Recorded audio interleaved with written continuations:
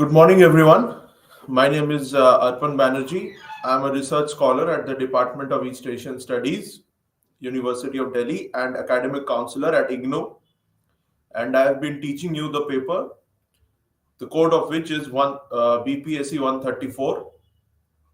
And the name of the paper is Administrative System at the State and District levels. So I welcome you all to today's learning session. And let us resume from where we had left in the last class. So far in this paper, that is administrative system at the state and district levels. So far in this paper, we have in the first block, we had discussed about the historical context of the administrative system at the state and district levels.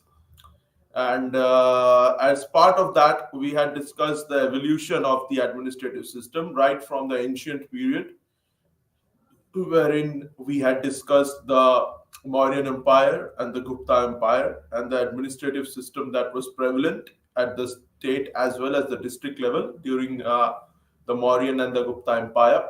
Afterwards, we had discussed as part of this same block, that is block 1, about the administrative system that was prevalent in medieval India. And as part of that, we had discussed the Mughal Empire. Afterwards, we had discussed the administrative system that the British created. And we also discussed that what are the elements of continuity and change from that British administrative apparatus that we have in post-independent India. Afterwards, in the second block, we have so far discussed the constitutional profile of the state administration, and followed by the state secretariat. We have discussed the organization and functions of the state secretariat, as well as the patterns of relationship between the secretariat and the directorates. After that, we have also discussed the state services as well as the State Public Service Commission and the State Planning Board also we have discussed in detail. And we have also discussed the State Finance Commission, the State Election Commission, the Lokayukt we have discussed, the judicial administration, the role and the function of the district collector that we have discussed, the duties, powers and responsibilities of the district collector. Afterwards, we have also discussed about Panchayati Raj in the last class. So we are left with only 2 units of this paper. And in today's class, we are going to discuss those 2 units.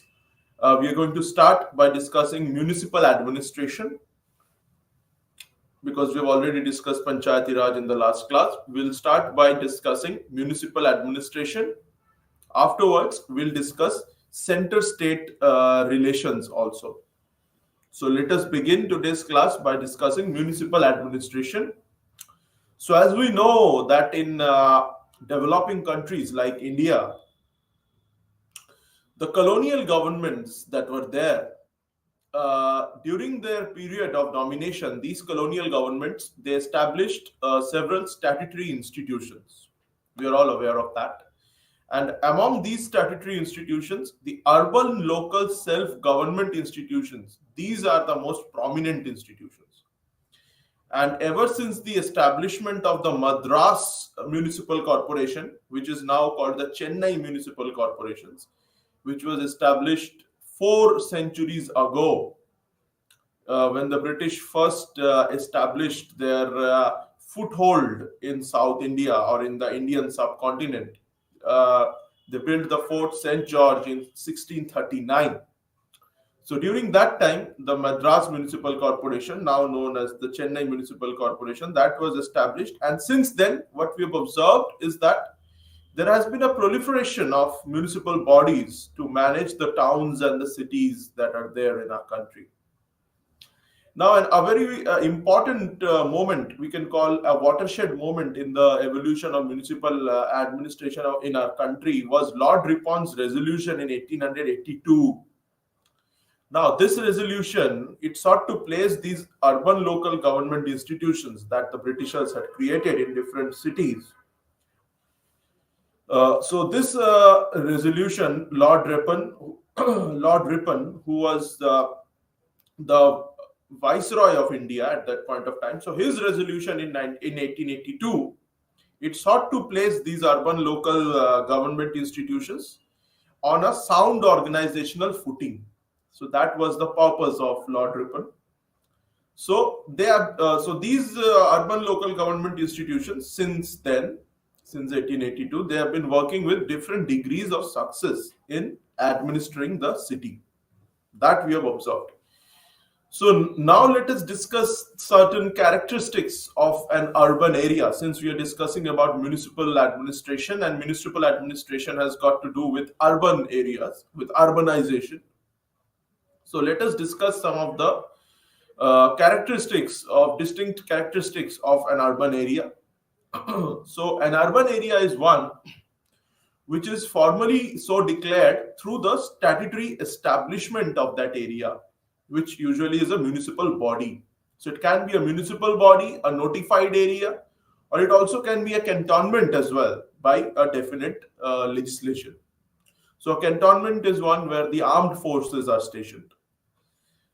Thus, we can see that there are municipal acts in different states under which municipal bodies are set up by the state governments in specific areas. Cantonment areas are governed by the central legislations, not by the state legislation, since they belong to the armed forces. And there can be other areas also that can be declared as urban by the census authorities. So now let us discuss about the 74th constitutional amendment, which was the watershed moment, the most important moment for municipal administration in our country in post-independent India. This was the most important moment, the enactment of the 74th Constitutional Amendment Act, which accorded constitutional status to municipal bodies across the country. So far-reaching changes have been brought about for municipal government through this act that I've just discussed, that is the 74th Constitutional Amendment Act. This was brought in 1992 for the municipal bodies. As we know, we have discussed in the last class, for the Panchayati Raj institutions, the 73rd Amendment Act was brought in. And for municipal bodies, to accord them constitutional status, the 74th Amendment Act to the Constitution of India was inserted, was passed. So, as per this act, the Constitution of India, it provides for the constitution of three types of institutions of urban local self-government. Now, what are these three types of institutions? So, the first is the municipal corporations, which are for larger urban areas, for big cities, like for the likes of Mumbai, we have the Brihan Mumbai Municipal Corporation. For Bengaluru, there is the Brihat Bengaluru Municipal Corporation. For Hyderabad, there is the Greater Hyderabad Municipal Corporation. So for these bigger, larger urban areas, this amendment, it provided for the constitution of municipal corporations. And in other urban settlements, which are smaller than these big cities, it provided for the establishment of municipal councils. And finally, it also provided for the establishment of Nagar Panchayats as well in transitional areas. So what are the transitional areas? Transitional areas are those areas which are neither fully urban nor fully rural.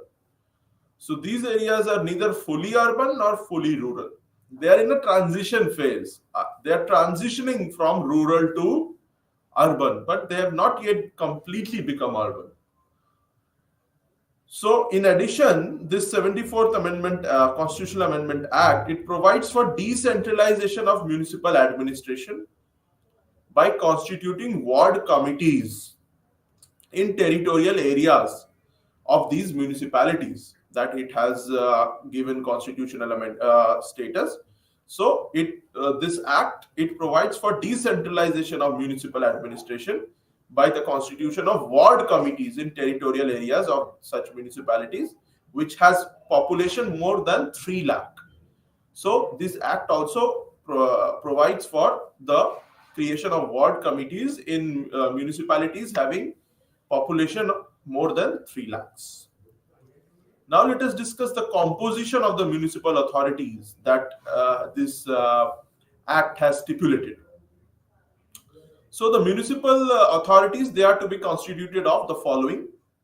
Firstly, they are to be constituted of the elected representatives who are to be elected from different electoral wards.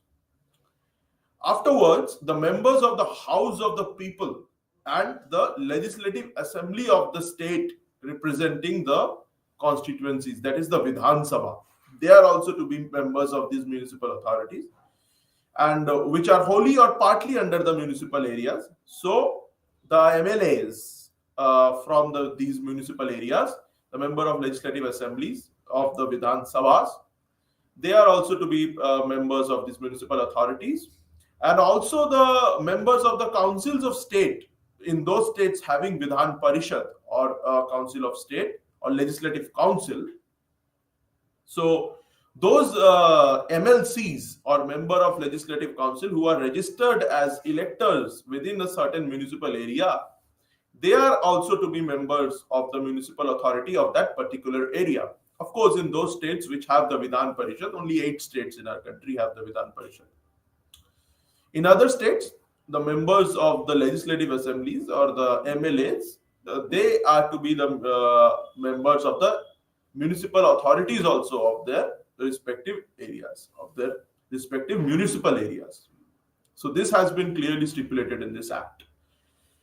Moving on, this act also says that in the composition of the municipal authorities, there are to be chairpersons of the committees and also of the municipal authorities as well. And finally, there are to be certain persons having special knowledge or experience in municipal administration. So these people do not have the right to vote. These are mostly bureaucrats.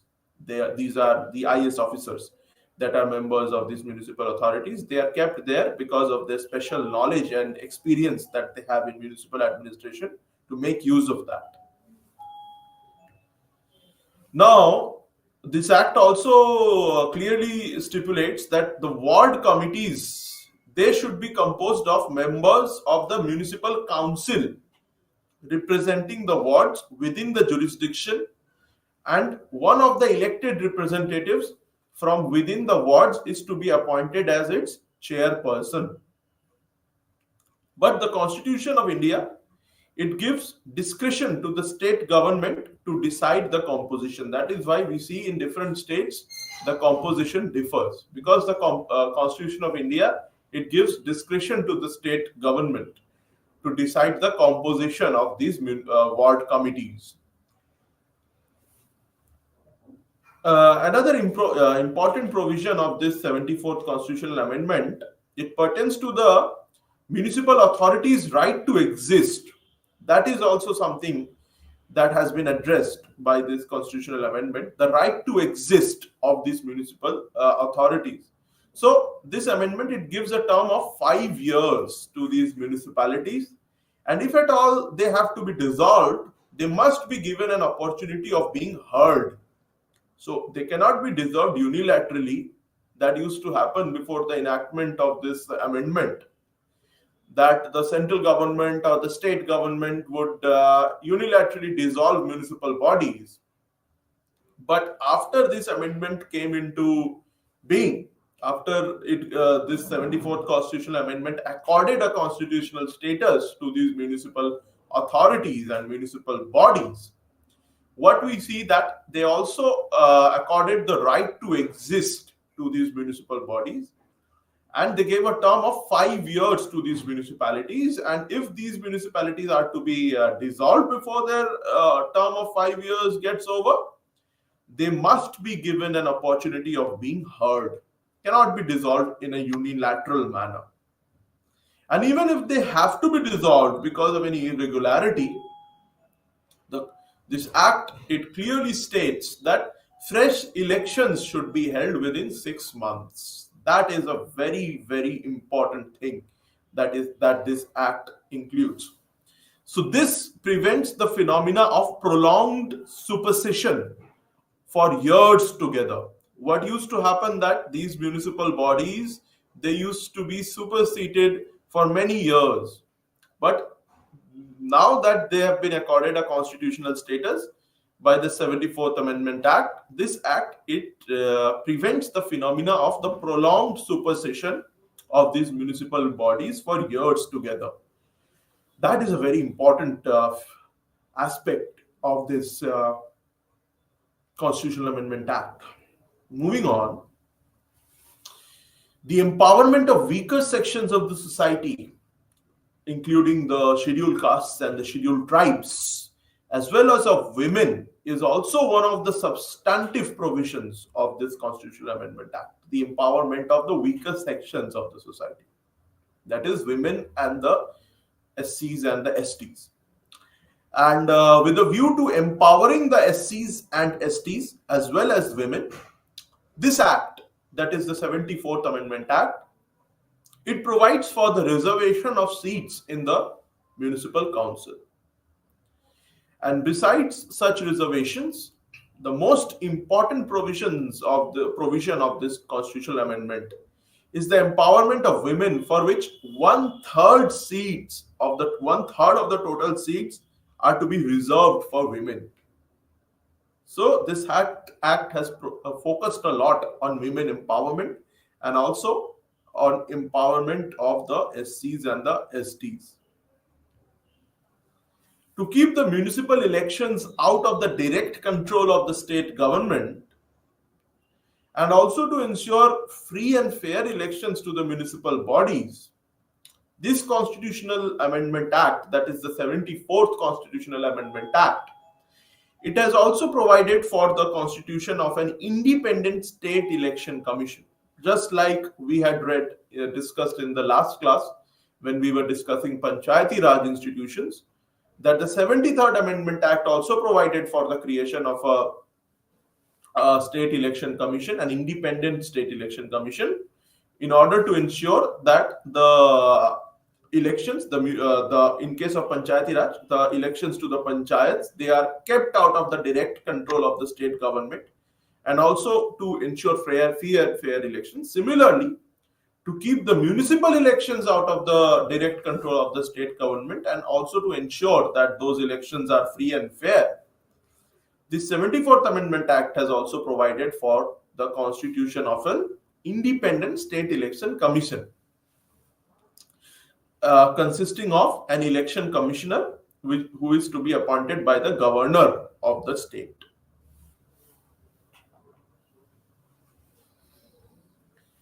The most important feature of this 74th Constitutional Amendment in the financial sphere is the mandatory constitution of the Finance Commission. So this act has also clearly stipulated that a finance commission is to be mandatorily constituted by the state government once in every 5 years. And the State Finance Commission is to make recommendations regarding the principles which would govern the sharing of the state taxes and the fees between the state government and the municipalities, and also its distribution among the municipalities. So that is to be decided by the State Finance Commission, that the State Finance Commission will give recommendations regarding the principles which would govern the sharing of the state taxes and fees between the state government and the municipalities, and also about their distribution among the municipalities.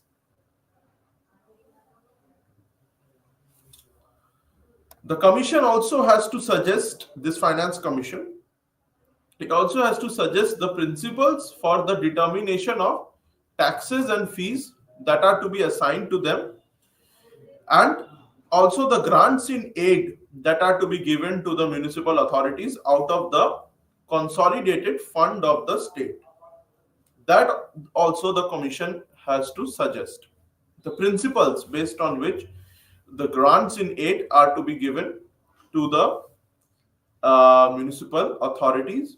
And the commission also has the mandate to suggest ways and means of improving the financial position of the municipal authorities. And also, the need for non-plan funds of the municipality is also to be looked upon by the Union Finance Commission as well. And federal transfers will now be available also for the municipal authorities as well. So the central government will also make transfer of funds to the municipal bodies. That is also a very important thing that this Amendment Act has done. And the 74th Constitutional Amendment, it also provides for the setting up of District Planning Committee. The function of this District Planning Committee is to consolidate the plans that are prepared by the municipalities and the panchayats within the respective district, and also to prepare a draft development plan for the district as a whole. So the municipalities, they are to be represented on it. And the plans so prepared, they are to be forwarded by the chairperson of the planning committees to the state government.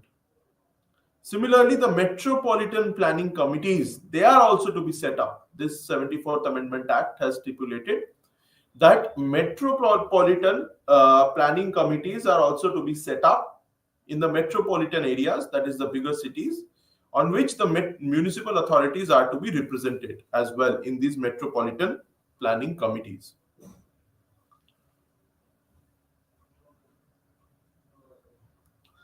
The 74th Constitutional Amendment is also a landmark legislation. For the first time, it accords constitutional status to the municipal government. This 74th Constitutional Amendment has for the first time accorded constitutional status to the municipal government, and it has also provided for broader social participation in the local councils.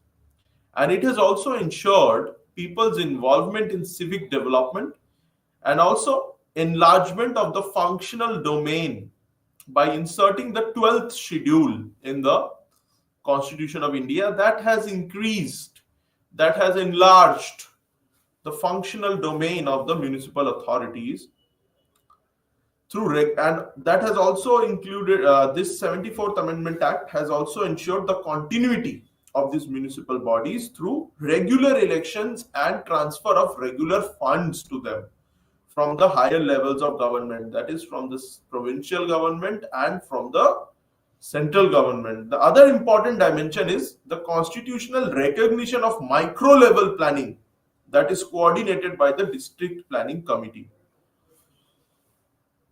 Now let us talk about different kinds of municipal authorities that are existing in our country. The first such authority, as I have already discussed, is the municipal corporation, which is there in big cities.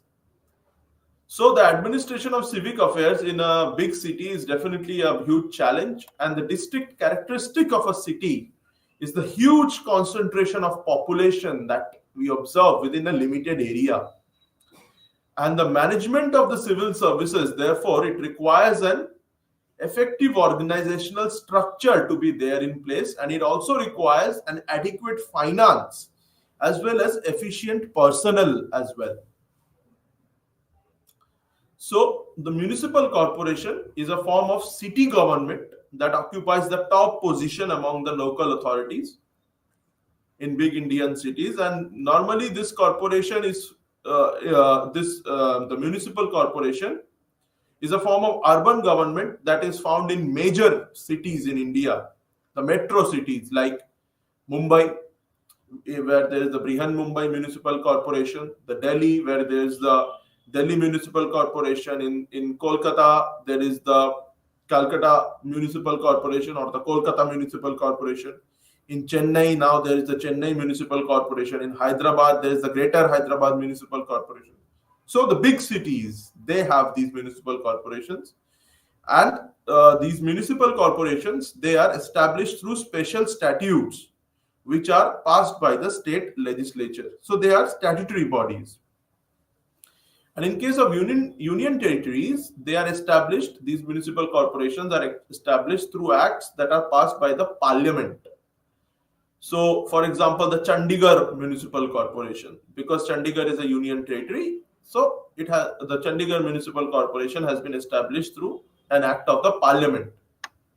And such legislation by the Parliament, it may be enacted especially for a particular corporation or for all corporations in a particular state. So the Mumbai and Kolkata corporations, they were established through a separate legislation. However, in case of Uttar Pradesh and Madhya Pradesh, state level legislation governs the working of the municipal corporations. And the municipal corporation, it generally enjoys a greater measure of autonomy than other forms of local government. In almost all the states, this municipal corporations, they have been assigned numerous functions. Now, what are these functions? They are water supply, the supply of drinking water, electricity, road, transport services, public health, education, registration of births and deaths, drainage, construction of public parks and gardens and libraries. So these functions are normally divided into two categories: obligatory and discretionary. There is also a mayor of these municipal corporations, and in view of the importance of the city, the mayor is the first citizen of the city, and it's called the political head of the city. And the mayor presides over the meetings of this municipal corporation and also exercises limited administrative control over the working of the municipal corporation. The general pattern in India is that the council elects the mayor. So, for example, the mayor of the Brihan Mumbai Municipal Corporation is elected by the corporation from amongst the councillors for 2.5 years, for 2.5 years. So the term of the mayor is 2.5 years from the date of election. And however, what we have observed is that the mayors, they are ceremonial heads. Also, there is a commissioner in the municipal authorities, in the municipal corporation. The institution of this commissioner, this post of commissioner, it was created for the first time in 1888, based on the philosophy that the policy making and policy implementation functions in cities need to be separated. So this was later recommended by the Decentralization Commission that was formed in 1909 to separate the policy making and policy implementation functions in cities. And municipal commissioner is the chief executive officer of the corporation, and the municipal commissioner also has responsibilities for the administration of the city and also implementation of policies and programs that are decided by the council. The state government normally appoints the municipal commissioner, and normally the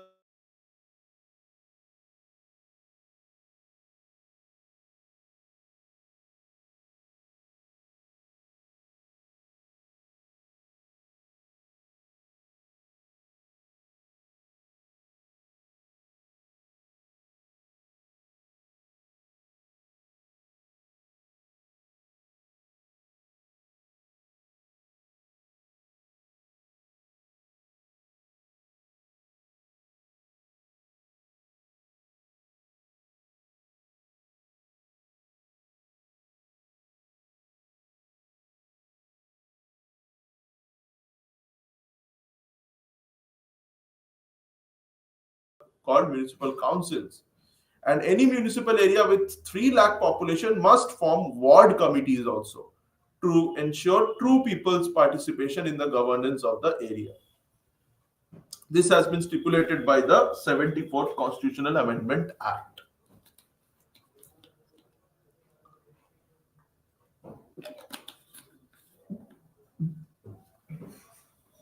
So now let us discuss a little bit about these ward committees. So ward committees provide citizens participation in the urban governance, and they also bring municipal governance closer to the people. In this regard, Article 243S Clause 1, it provides for the constitution of ward committees in all municipalities which have a population of 3 lakhs. It also provides that 2 or more wards can be combined for the purpose of constituting a ward committee. and the composition, territorial jurisdiction, and also the manner in which the seats of the ward committees have to be filled has been left to the hands of the state legislature. Now let us discuss about another institution of urban local governance that is there in our country, that is the Nagar Panchayat. So those urban areas which are undergoing a transition from rural to urban, they are to be governed by these Nagar Panchayats. And the members of these Nagar Panchayats, they are elected by the resident citizens of these areas. So now let us discuss a little bit about the composition of the municipalities, which has been stipulated by the 74th Amendment Act. The membership of these municipalities, they consist of two categories of councillors. So first, there are directly elected councillors, and secondly, there are certain nominated councillors as well. The number of elected councillors, that varies according to the size of the population of the territorial area of the municipal corporation, or the municipal council, or the municipal committee. In case of nominated members, the state law needs to specify the conditions and procedures for nomination of these representatives. So that is something that has been stipulated by the 74th Amendment Act. These nominated members, they include the members of the Lok Sabha, also of the Vidhan Sabha of these states, and also they are members of the municipal bodies that are there in their respective constituencies. So they represent their constituencies in those urban local bodies. So those constituencies which are wholly or partly under that municipal area, they are part of that municipal body of that specific constituency. Also, it includes members of Rajya Sabha as well as of those states having Vidhan Parishad or Legislative Council as well, who are registered as electors within a certain municipal area. These municipalities, they also include chairpersons of committees of the municipal authorities, and also persons having special knowledge or experience. We have already discussed that in municipal administration, but do not have the right to vote in these meetings because they mostly are bureaucrats. Now let us discuss a little bit about urban development authorities. So urban development, as we all know, is a very complex phenomena. And accordingly, the strategies for developing urban areas are multi-phased. One of the problems of an urban area that urban areas face today is to prevent haphazard and unplanned physical growth that takes place in and around them. So when the municipal areas at many places cross their boundaries due to this unplanned development of these peri-urban areas that has been observed, the improvement of living conditions in these areas and their vicinity, that becomes an imperative. However, the municipal agencies, they are not able to solve this problem due to jurisdictional, legal, and financial limitations that they face. So there are only two ways of controlling this problem that has emerged. The problem of the unplanned physical growth and also the unplanned development of peri-urban areas that has been observed. So there are only two, the municipal agencies, since they have not been able to solve this problem, and the extension of municipal boundaries is constantly taking place, there are only two ways that has been found out for controlling this issue. So the first way is either to extend the municipal boundaries and strengthen them administratively and financially, or the second way is to have a separate agency with more power and finance. So the estimates committee of the 5th Lok Sabha, that recommended the setting up of development authorities for the rapidly growing cities and also for the major towns in order to achieve a planned development. So the Union Planning Commission, it also indicated the desirability of structural innovations in these urban local governments during its 5th plan. So this led to the constitution of urban development authorities in our country for various metropolitan and other cities. The Delhi Development Authority was the first urban development authority that was set up in 1957. So the urban development authorities, they are expected to plan, control and coordinate the development programs in and around the metropolitan and big cities. So some of the major objectives of these authorities are to prepare and implement the plans for the development of the area, and also to prepare zonal development plans as well for the zones into which these development areas are divided. And also they have been vested with the power to control the use of land for various purposes and carry out developmental works also. And a very important function that they have been entrusted with is to ensure that the development programs are implemented in a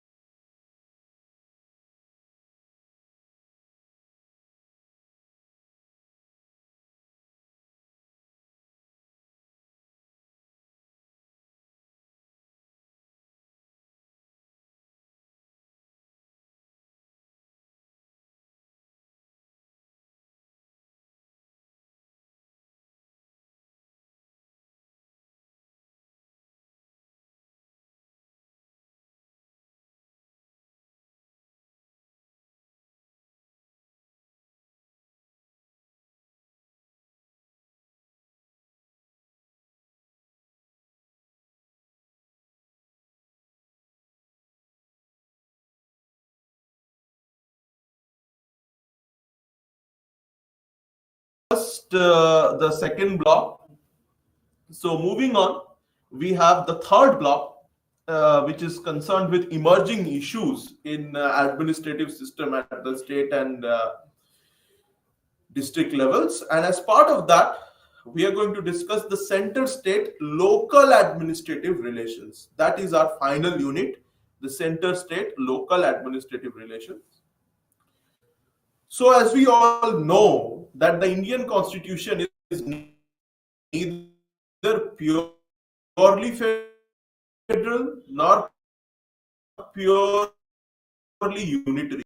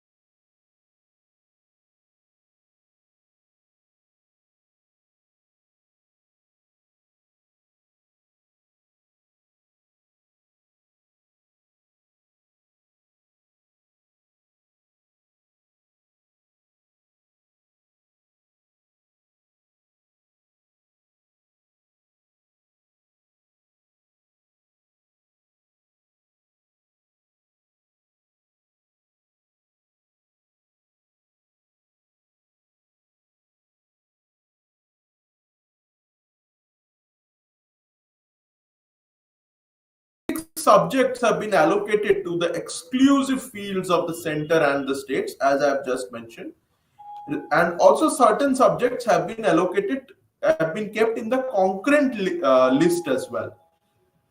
So regarding subjects which are there in the concurrent list, both the center and the state governments can make laws. However, in case there is a conflict between the central law and the state law, the law made by the central government will prevail.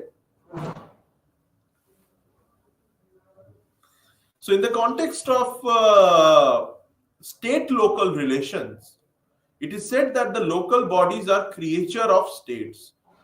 And the local government, which is a state subject, it figures as item 5 in list 2, that is state list of the 7th schedule in the Constitution of India. Article 246 contains the 7th schedule. The state legislatures, they pass the legislation regarding Panchayati Raj institutions as well as municipalities, and they remain vigilant about their working also. In this way, the state legislature, they indirectly exercise administrative control over these local bodies. At the local level, urban local bodies and rural local bodies are institutionalization and also of local democracy also. They are created by the state governments through the Municipal Act and in the rural areas through the Panchayati Raj Acts respectively. And the provisions of these acts, they govern the relations between the state and the local bodies. So the Constitution of India has clearly delimited the scope of legislative and executive authority of the union and the states.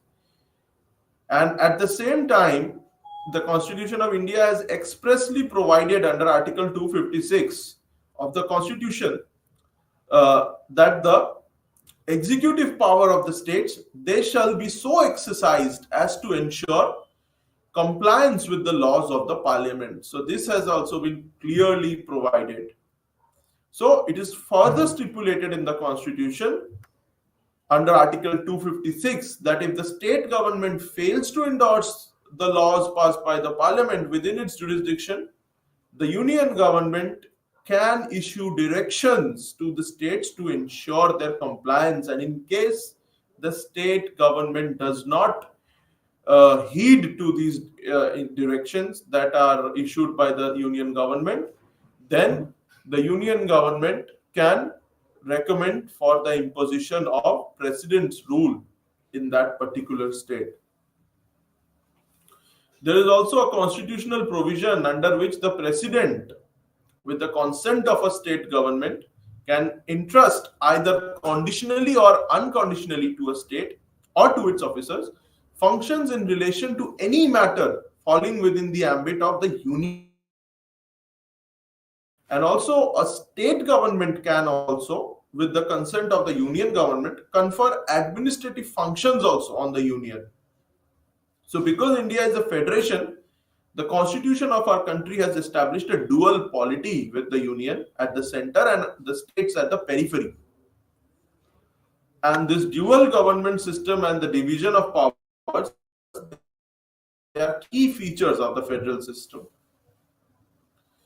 And since cooperation and coordination between the central and state governments, they are absolutely necessary for the smooth running of the federation, the Constitution, it has also provided for a detailed division of executive, legislative, and financial powers. So the administrative relations between the union and the states, they can be discussed under two parts. Now, what are those two parts? The first part is the powers exercised by the union over the states that are granted by the Constitution. And the second part is the powers that are exercised by extra constitutional agencies. Now, if we talk about the division of administrative powers between the center and the states as per the constitutional provisions, the first thing we have to talk about is the directives that are given by the union to the state governments. So the executive power of the union, it also extends to the giving of directions to the state government under Article 256 of the Constitution. and the state governments have to comply with these directions. So, for instance, the union can give directives to the state pertaining to the construction and maintenance of means of communication that are crucial, that are of national or military importance, or also, and also for the protection of railways also within the state. So this is essential to ensure the implementation of parliamentary laws throughout the country. And as I have already discussed, that the non-compliance of these directives can lead to the center invoking Article 365 in that particular state, that is recommending the imposition of president's rule in the state, and the center can take over the administration of the state once president's rule is in force. The second thing is the delegation of the union functions to the state. So under Article 58 of the Constitution, the President of India, with the consent of the state government, can entrust either conditionally or unconditionally, we have already discussed, to the state government functions relating to any matter that falls within the ambit of union executive power, that is there in the union list, not in the state list. And under clause 2 of Article 258, the parliament is also entitled to use the state machinery for the enforcement of union laws as well. And parliament can confer powers and entrust duties also to the state governments. And a state can also, with the consent of the union government, confer administrative functions on the union. The third thing is relating to the all India services. So besides the central and state services, the Constitution under Article 312 provides for the creation of additional all India services also that are common to both the union and the states. The state government, it has the authority to suspend the officials of the all India services as well, and the power of appointment and taking disciplinary action against them, that vests only with the President of India. Also, regarding the deployment of military and paramilitary forces, the military and paramilitary forces can be deployed in the state by the union if the situation warrants, and this can be done even against the wishes of the state government as well. So there is also an issue regarding the constitution of joint public service commissions for 2 or more states that has been given in the constitution. So apart from the Union Public Service Commission or the UPSC and the state public service commissions, the constitution has also provided for a joint public service commission as well.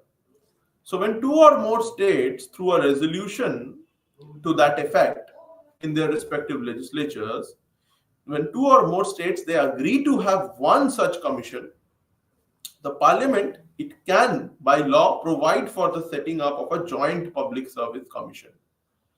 So the constitution of the joint public service commission, it facilitates intergovernmental cooperation. And there is also a provision in the constitution wherein, on request by 2 or more states, the UPSC can assist those states in framing and operating schemes of joint recruitment as well to any service for which candidates with special qualifications are required. Now, when we talk about the judicial system and in perspective of center-state relations, a distinctive feature of our federal system is the presence of an integrated judicial system. So, though we have federal form of government with 2 sets of government and dual powers also, there is no dual system of administration of justice. The practice of having one set of courts, which was present in our country and which was introduced under the Government of India Act 1935, it continued in post-independent India as well. And the Federal Court of India, which was established by the Government of India Act 1935, it came to be known as the Supreme Court of India in post-independent India. So we have an integrated judicial system. Another mechanism that we have to discuss as part of center-state relation is regarding the interstate council. So, as we all know, that India is a union of states wherein the center plays a very prominent role, but at the same time, the center is dependent on the states for the execution of its policies. The Constitution of India, it has provided for certain devices to bring about intergovernmental cooperation and also effective consultations between the center and states, so that all important national policies are arrived through dialogue, discussion, and consensus. So, one such mechanism of intergovernmental cooperation is the Interstate Council, which was created based on the recommendation of the Sarkaria Commission. So, the Interstate Council was set up under Article 263 of the Constitution of India. It was set up in 1990. So, this council is to inquire into and advise upon disputes which may arise between two or more states. And in addition, this interstate council can also investigate and discuss subjects of common interest between the union and the states, or between two or more states, in order to facilitate coordination of policy and action.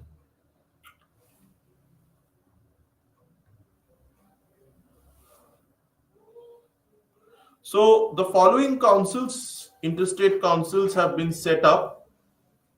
Which are these? These are the Central Council of Health and Family Welfare, the Central Council of Local Government, and also the Transport Development Council as well. So these interstate councils, they consist of the Prime Minister of India, who acts as the chairman of these councils, the chief ministers of respective states, and also the chief ministers of the union territories of Puducherry and Delhi.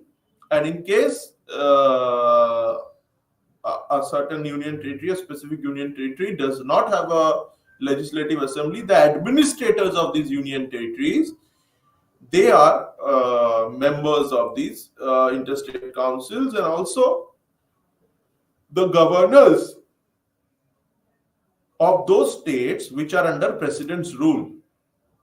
Also, this interstate council, it includes 6 ministers of cabinet rank in the union council of members, and also 4 ministers of cabinet rank who are permanent invitee, members of these interstate councils.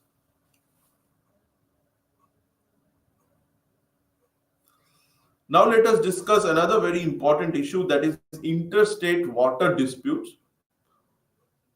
So in India, as we all know, there are many interstate rivers, and their regulation and development has been a source of interstate function.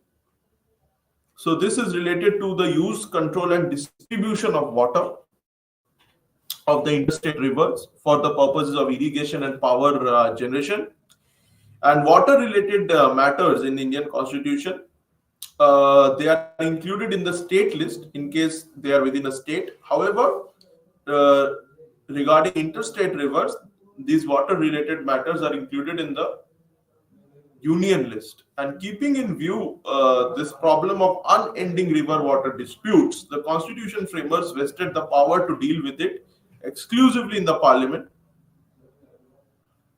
And the Parliament, hence, by law, can provide for the adjudication of any dispute or complaint with regard to the use, distribution, or control of the waters. So the Interstate Water Disputes Act, that was enacted by the Parliament in 1956, according to which tribunals are set up for the adjudication of water disputes referred to the central government. Now, if we discuss about state-local administrative relation, a very important thing is regarding approval of bylaws and rules. So the state government has to approve bylaws and rules that are framed by the municipal bodies within the framework of the Municipal Act for civic governance that is within their jurisdiction. And the state government also approves bylaws and rules framed by the Panchayati Raj institutions as well. And these bylaws and rules, they are considered as guiding factors of the growth within the jurisdiction of a local government. Another issue is regarding center-state local relations is the control of local bodies through state cadre. In most states, as we have discussed, higher level personnel of the rural local bodies and urban local bodies remain under the control of the state government. So the appointment, transfer, condition of service, disciplinary action, it is all decided by the state governments here. And the state government only controls the urban local bodies through their personnel. So the executive and technical staffs also from various state departments are more loyal to the state government than to the institutions where they work. So this is also a problem that has been observed in recent years. And there has also been an issue regarding the audit of these local bodies and the issuance of directions to them. So the state government, it conducts inspections of local bodies, and also it issues suitable directions to improve the administrative system. While giving the grants, the state government generally specifies the purpose and method of proper utilization of the grants. So there are tied grants and there are untied grants. Tied grants have to be used only in the specific area. And also periodic audit is also a very important instrument of financial control. And the audit of the account of panchayats is given in Article 243, Clause J. And the legislature of the state has to make provisions regarding the maintenance of accounts of the panchayats and the municipal bodies, and also of the auditing of such accounts. And the state government only exercises the power of removing members of these local bodies, and also the state only inspects the institutions of self-governance, and also has the power of inspection, supervision, and control over local bodies. Another important thing regarding center-state local relation is the submission of periodic reports to the state government. The local bodies, they have to submit periodic reports to the state government on their functioning. So there are also certain default powers of the state government as well. That is, in case a municipal body fails to discharge its duty, it fails to provide proper sewers or sewer disposal plants, for example, within a specified time limit, the state government can declare the local authority to be in default and can take action against it as well. And an appeal against the unjust and arbitrary behavior of the local body can also be made to the state government, and the state government can take necessary action also. And the Panchayati Raj Acts that have been enacted in many states, they have empowered the district collector to oversee and control malpractices, and also to curb the misuse of powers by the panchayats in their respective areas. And also there is certain provisions regarding the control on arbitrary practices by these local bodies, and if they engage in arbitrary practices, they can be dissolved also at discretion by the state government. However, if they are dissolved, fresh elections are to be conducted within 6 months. So that we have discussed, that in case of dissolution of a local body, fresh elections shall be conducted within 6 months. So in this paper, we have so far discussed the evolution of administration from ancient time till modern time. We have discussed the different aspects of state and district administrative system. We have discussed from the ancient times to the medieval times to the modern times, and also we have discussed the intricacies of the state and district administrative system in modern day India. And in our last unit, we have discussed the center-state relations, center-state local relations. So in today's class, we have discussed municipal administration, and center state local relations. So we are done with this paper. Thank you so much, everyone, for joining today's class. Namaste.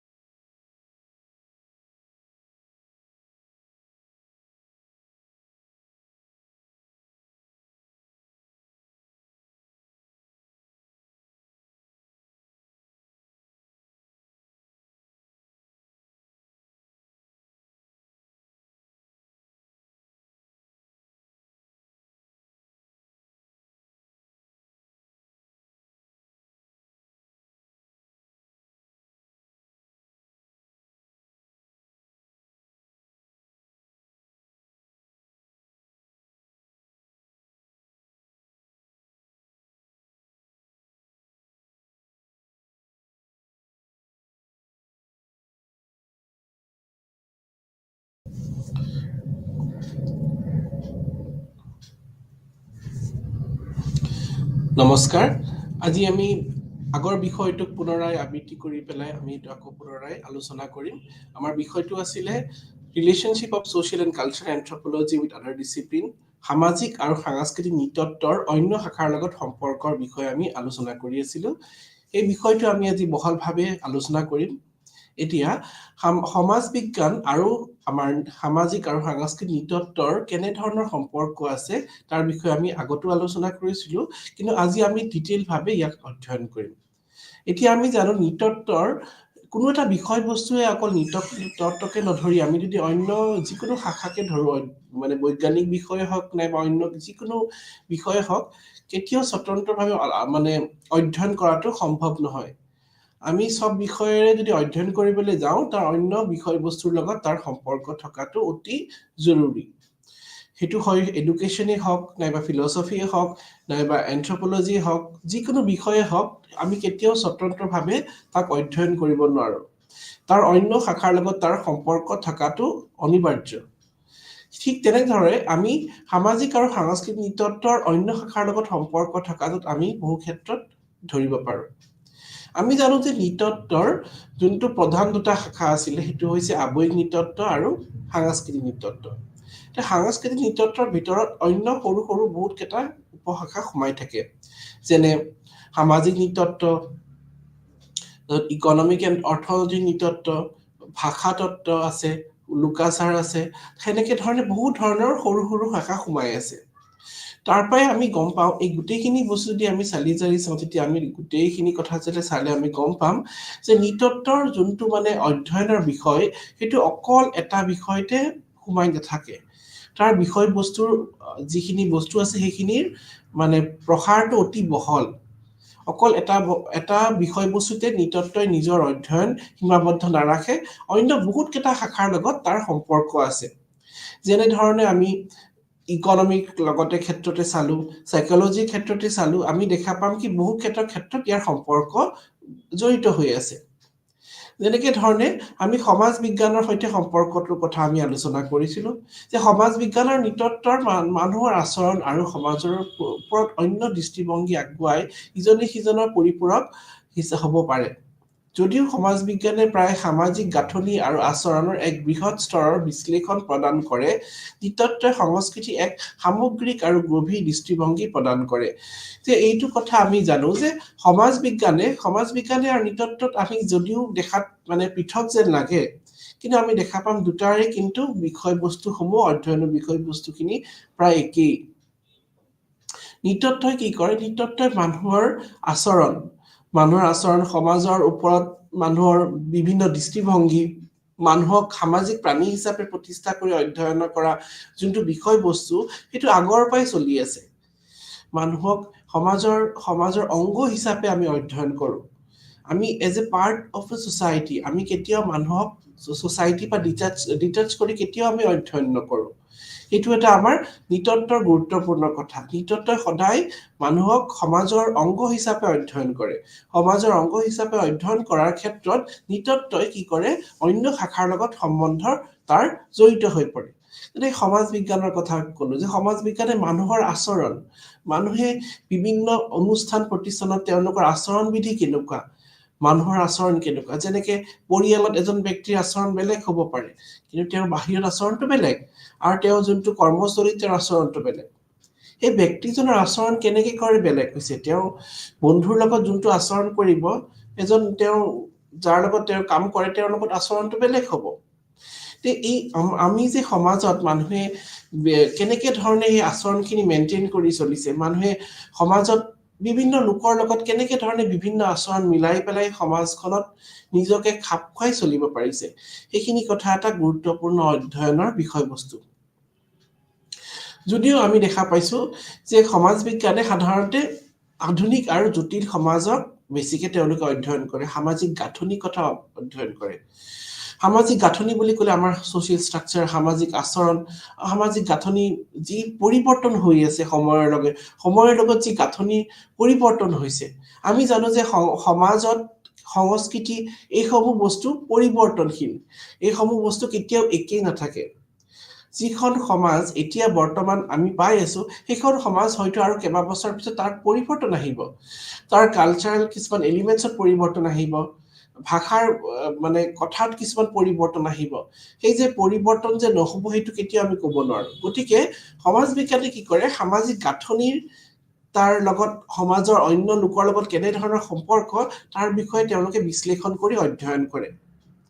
যেনেকে আমাৰ সমাজত যিমানে সমাজ মানে পৰিৱৰ্তন হৈছে, সমাজ পৰিৱৰ্তন হোৱাৰ লগে লগে কিন্তু সমাজত আৰু এটা দিশ আহি গৈছে যে সমাজখন জটিল হৈ পৰিছে। সমাজ যিমানেই জটিল হৈ পৰিছে, মানুহৰ সম্পৰ্কসমূহ জটিল হৈ পৰিছে। আৰু সম্পৰ্ক জটিল হোৱাৰ পৰাৰ লগে লগে আমি দেখা পাম যে সমাজত বিভিন্ন ধৰণৰ সমস্যাৰ সৃষ্টি হৈছে। গতিকে এই বিভিন্ন মানে সামাজিক সমস্যাসমূহ অধ্যয়ন কৰাৰ ক্ষেত্ৰত সমাজ বিজ্ঞানে সদায় আগবাঢ়ি আহে, আৰু তাৰ কাৰণে তেওঁলোকে সমাজৰ সেই সমস্যাসমূহৰ মানে গুৰিটো জানিব লাগিব। সমাজৰ সমস্যাটোৰ লগত তেওঁলোকে কেনেকুৱা ধৰণৰ তাতে কাৰকসমূহ জানিব লাগিব, আৰু সেই ক্ষেত্ৰত তেওঁলোকে নৃতত্বৰ সহায় ল'ব লগা হয়। নৃতত্বই কি কৰে, সাংস্কৃতিৰ এক সামগ্ৰিক আৰু গভীৰ দৃষ্টিভংগী প্ৰদান কৰে। তেওঁলোকে কালচাৰ এজ এ টোটেলিটি হিচাপে তেওঁলোকে অধ্যয়ন কৰে। সংস্কৃতিক তেওঁলোকে টোটেল চাইডটো অধ্যয়ন কৰে। যেনেকে উদাহৰণস্বৰূপে আমি যদি কওঁ, সমাজ বিজ্ঞানে এজনে যেতিয়া তেওঁ অধ্যয়ন কৰিব গ'লে এখন সমাজৰ, তেতিয়া তেওঁ প্ৰথমতে সমাজখনৰ গাঁথনিৰ পৰা আৰম্ভ কৰি অধ্যয়ন কৰিলে। কিন্তু সমাজ মানে সংস্কৃতি, সংস্কৃতি মানে সমাজ, সমাজৰ সংস্কৃতি অবিহনে আমি কেতিয়াও সমাজৰ মানে কল্পনা কৰিব নোৱাৰো। সংস্কৃতি সমাজৰ এটা অংগ, গুৰুত্বপূৰ্ণ অংগ। গতিকে আমি দেখা পাম যেতিয়াই সমাজৰ অধ্যয়ন কৰিবলৈ যায়, তেতিয়া আমি সংস্কৃতিৰ কথা অধ্যয়ন কৰিবই লাগিব। আৰু সংস্কৃতি অধ্যয়ন কৰা মানে আমি নৃতত্বৰ সহায় ল'ব লাগিব। কাৰণ কি নৃতত্ব এনেকুৱা এটা বিষয়বস্তু য'ত সমাজৰ সংস্কৃতিক বিশ্লেষণ কৰি অধ্যয়ন কৰা হয়। সমাজৰ সংস্কৃতিসমূহ গভীৰ দৃষ্টিভংগীৰ মানে গভীৰতাৰ ভাৱে অধ্যয়ন কৰে। সংস্কৃতি কেনেকে পৰিৱৰ্তন হ'ল, আৰু পৰিৱৰ্তন হৈ পেলাই নতুন সমাজত কেনেকে খাপ খাইছে, সেইখিনি হয়তো সমাজ বিজ্ঞানে অধ্যয়ন কৰিব। কেনেকে সংস্কৃতি পৰিৱৰ্তন হৈ কেনেকে খাপ খালে নতুন সমাজৰ লগত, সংস্কৃতি কি কাৰণে পৰিৱৰ্তন হৈছে, কাৰকসমূহ কি, সেইবিলাক অধ্যয়ন কৰিব। কিন্তু সামগ্ৰিকভাৱে যোনটো অধ্যয়নৰ যোনটো দায়িত্ব, সেইটো হৈছে নৃতত্বৰ। নৃতত্বই সংস্কৃতিক গভীৰভাৱে গভীৰ দৃষ্টিভংগীৰ পৰা অধ্যয়ন কৰে। গতিকে আমি দেখা পাম যে নৃতত্বৰ যোনটো দিশ, সেই দিশটো অকল এটা দিশতে তেওঁলোকে অন্তৰ্ভুক্ত নাথাকে। তেওঁলোকৰ দিশসমূহ বহু দৃষ্টিভংগীত বিভক্ত। তেওঁলোকৰ যেনেকে সমাজৰ, আমি সমাজ বিজ্ঞানৰ যোনটো কথাটোত আহি গ'লো, সমাজ বিজ্ঞানৰ ক্ষেত্ৰত তেওঁলোকৰ যোনটো দৃষ্টিভংগী, সেইটো ছ'চাইটিৰ অকল আধুনিক সমাজৰ লগতে সীমাবদ্ধ নাথাকে। নৃতত্বই নিজৰ দৃষ্টিভংগী প্ৰাগৈতিহাসিক যুগৰ সমাজৰ পৰা এই বৰ্তমান সমাজৰ সময়লৈকে সমাজৰ তেওঁলোকে গোটেইখিনি সমাজৰ সংস্কৃতি তেওঁলোকৰ বিষয় মানে অধ্যয়নত তেওঁলোকে সোমাই লয়। আৰু লগতে তেওঁলোকে কি কৰে, তেওঁলোকে ইয়াতে এটা কম্পেৰেটিভ ফ্ৰেমৱৰ্কৰ ওপৰত তেওঁলোকে সদায় অধ্যয়ন কৰে যে হিউমেন বিহেভিয়াৰ, মানুহৰ সামাজিক আচৰণ কেনেকে পৰিৱৰ্তন হৈছে, আৰু সেই পৰিৱৰ্তনৰ ওপৰত তেওঁলোকে এটা কম্পেৰেটিভ ফ্ৰেমৱৰ্কৰ ওপৰত তেওঁলোকে সদায় আগবাঢ়ি যায়। যেনেকে উদাহৰণস্বৰূপে এতিয়াৰ মানুহৰ আচৰণ জানো 50 বছৰ আগৰ মানুহৰ আচৰণৰ লগত একেই আছে। যিখিনি ছ'চিয়েল বিহেভিয়াৰ পৰিৱৰ্তন হৈছে, পৰিৱৰ্তন কেনেকে হৈছে, সেই পৰিৱৰ্তনৰ কাৰণসমূহ অধ্যয়ন কৰিব যাওঁতে সমাজ বিজ্ঞানে সদায় নৃতত্বৰ সহায় ল'ব লাগিব। তাৰ পৰিৱৰ্তনৰ আঁৰত কিছুমান ফেক্টৰ জড়িত হৈ আছে। গতিকে আমি দেখা পাম এই দুটা ডিচিপ্লিনে আমাৰ মানুহৰ আচৰণৰ তেওঁলোকে তাৰ ওপৰত কম্পেৰেটিভ ষ্টাডি কৰে। আৰু লগতে তেওঁলোকে মানুহৰ সামাজিক গোটসমূহৰ আৰু লগতে সামাজিক অনুষ্ঠান প্ৰতিষ্ঠান সেইসমূহ কেনেকে গঠিত হ'ল, আৰু সেই অনুষ্ঠান প্ৰতিষ্ঠানসমূহ সময়ৰ লগত কেনেকে পৰিৱৰ্তন হৈছে, তাৰ ওপৰত তেওঁলোকে দৃষ্টিভংগী প্ৰদান কৰে। আৰু সেই ক্ষেত্ৰত সমাজ বিজ্ঞানে হওক নাইবা নৃতত্বই হওক, দুটাই ইটোৱে সিটোৰ সহায় ল'বলৈ লগা হয়। বিশেষকৈ সমাজ বিজ্ঞানে আধুনিক আৰু জটিল সমাজক গুৰুত্বপূৰ্ণ দিয়ে, সেইটো কথা আমি মনত ৰাখিব লাগিব। আৰু নৃতত্বই সৰল সমাজৰ পৰা আৰম্ভ কৰি একেবাৰে আদিম যুগৰ সমাজৰ পৰা সৰল সমাজৰ পৰা একেবাৰে বৰ্তমান সমাজৰ সময়লৈকে গুৰুত্ব দিয়ে, কিন্তু তেওঁলোকৰ অধ্যয়নটো সমাজে সৰল সমাজৰ ওপৰত বেছিকে তেওঁলোকে গুৰুত্ব আৰোপ কৰে। গতিকে আমি যেতিয়া সেই সমাজৰ ইতিহাসৰ কথা জানিব খোজো, তেতিয়াহ'লে আমি নৃতত্বৰ সহায় ল'বই লাগিব। এজন সমাজ বিজ্ঞানী যেতিয়া তেওঁ অধ্যয়ন কৰিবলৈ যাব, তেওঁ যেতিয়া গৱেষণা কৰিব যাব এখন সমাজৰ বিষয়ে, তেতিয়া তেওঁ সেই সমাজখনৰ ইতিহাসৰ কথা তেওঁ জানিবই লাগিব। এই সমাজখনৰ ইতিহাসৰ অধ্যয়নৰ অবিহনে তেওঁ নিজৰ অধ্যয়নৰ প্ৰণালী কেনেকৈ আগবঢ়াব পাৰিব? গতিকে এইটো এটা গুৰুত্বপূৰ্ণ বিষয়বস্তু। তাৰপিছত আমাৰ আহিলে মনোবিজ্ঞানৰ লগত সম্পৰ্ক। এতিয়া সাইকোলজিৰ লগত কেনেকেনো সম্পৰ্ক আছে? আমি জানো মনোবিজ্ঞান হৈছে মানুহৰ মনৰ অধ্যয়ন, মনৰ বিজ্ঞান বুলি ক'ব পাৰি। ষ্টাডি অফ হিউমেন বিহেভিয়াৰ, মানুহৰ মনৰ বিহেভিয়াৰ, মানুহৰ আচৰণৰ ওপৰত কৰা অধ্যয়ন নাইবা বিজ্ঞান বুলি ক'ব পাৰি। আৰু নৃতত্ব আৰু মনোবিজ্ঞান দুয়োটাই ওতঃপ্ৰোতভাৱে সম্পৰ্কিত আছে। দুটাৰ মাজতে কিন্তু সম্পৰ্ক আছে। মনোবিজ্ঞানে পৰিৱেশৰ সম্পৰ্কত মানুহৰ আচৰণ অধ্যয়ন কৰে। নৃতত্ব হৈছে মানুহৰ আচৰণ আৰু অভিজ্ঞতাৰ তুলনামূলক আৰু বিশ্লেষণমূলক অধ্যয়ন। যে এইটো কথা আমি জানিব লাগিব যে মনোবিজ্ঞানে পৰিৱেশৰ সম্পৰ্কে মানুহৰ আচৰণ অধ্যয়ন কৰে। এজন ব্যক্তিয়ে বিভিন্ন পৰিৱেশত তেওঁ কেনেকে ধৰণে আচৰণ কৰিছে, এজন ব্যক্তিৰ হয়তো তেওঁৰ যোনটো আচৰণ বিধি হয়তো বিভিন্ন পৰিৱেশত বেলেগ বেলেগ হ'ব। যে উদাহৰণস্বৰূপে যে এজন ব্যক্তিয়ে তেওঁৰ ঘৰত যোনটো আচৰণ কৰিছে, সেইটো আচৰণ তেওঁ বাহিৰত বেলেগ হ'ব।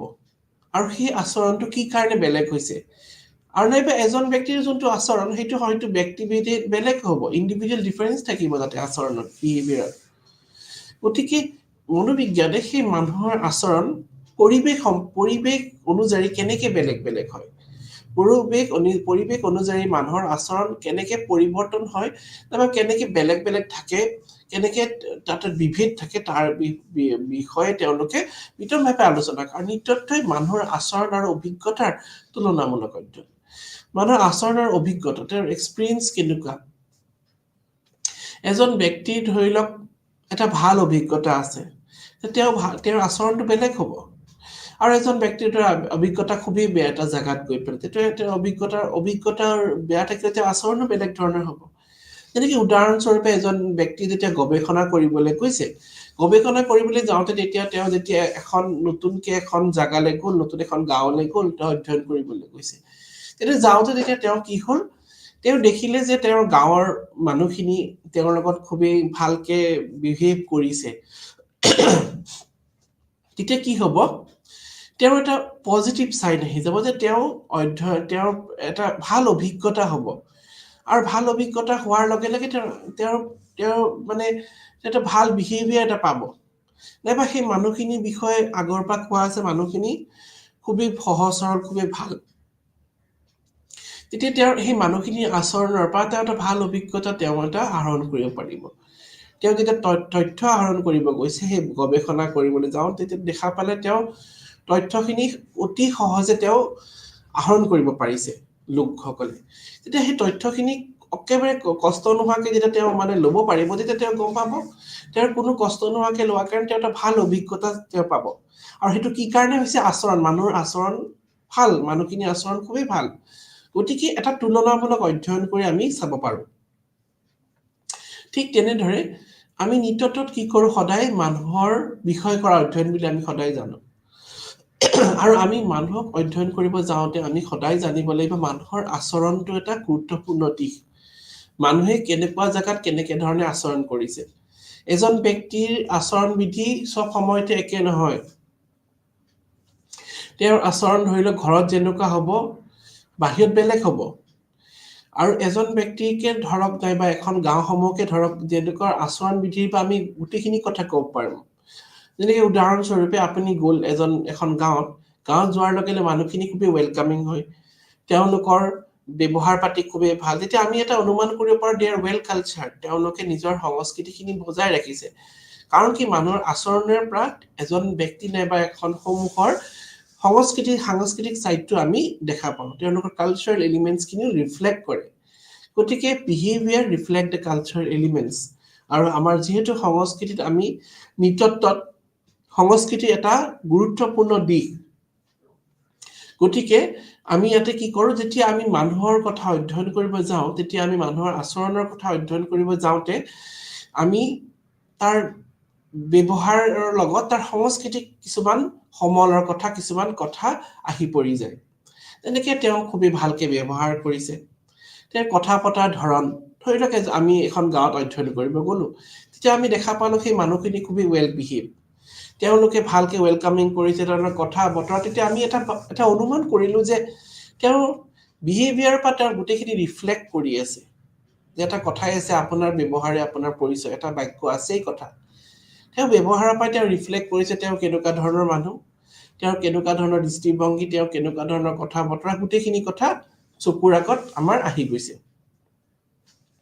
গতিকে আমি তাৰ পৰা অনুমান লগাব পাৰোঁ সেই মানুহজন নাইবা সেই ব্যক্তিজন কিমান ৱেল কালচাৰ্ড তেওঁ কিমানখিনি কালচাৰ্ড হয় তেওঁ কিমানখিনি সংস্কৃতি সম্পন্ন ব্যক্তি কাৰণ কি যিসকল সংস্কৃতি সম্পন্ন ব্যক্তি তেওঁলোকৰ সেইখিনি কথা বিহেভিয়াৰত ৰিফ্লেক্ট কৰে যে আমি কওঁ মানুহজন খুব সংস্কাৰ মানে কি ৰিফাইনমেণ্ট অফ বিহেভিয়াৰ এটা কথাই আছে যে সংস্কৃতি শব্দটো সংস্কৃত শব্দ সংস্কাৰৰ পাইছে মানে ৰিফাইনমেণ্ট অফ বিহেভিয়াৰ মানুহৰ বিহেভিয়াৰ ৰিফাইন কৰা তে এজন ব্যক্তিয়ে তেওঁ কেনেকৈ ধৰণে বিহেভ কৰিছে তেওঁ কেনেকৈ ধৰণে আচৰণ কৰিছে সেইখিনি বহু ক্ষেত্ৰত তেওঁৰ সংস্কৃতি তেওঁৰ কালচাৰেল বেকগ্ৰাউণ্ডটো ৰিফ্লেক্ট কৰে তেওঁ কেনেকুৱা ধৰণৰ বেকগ্ৰাউণ্ডৰ পৰা আহিছে তেওঁৰ কালচাৰটো কেনেকুৱা সেইখিনি ৰিফ্লেক্ট কৰে লগতে এইটো আমি আৰু জানো যে দুয়োজনে সামাজিক আচৰণ পৰিপ্ৰেক্ষিতত মানুহৰ বুজিবলৈ চেষ্টা কৰে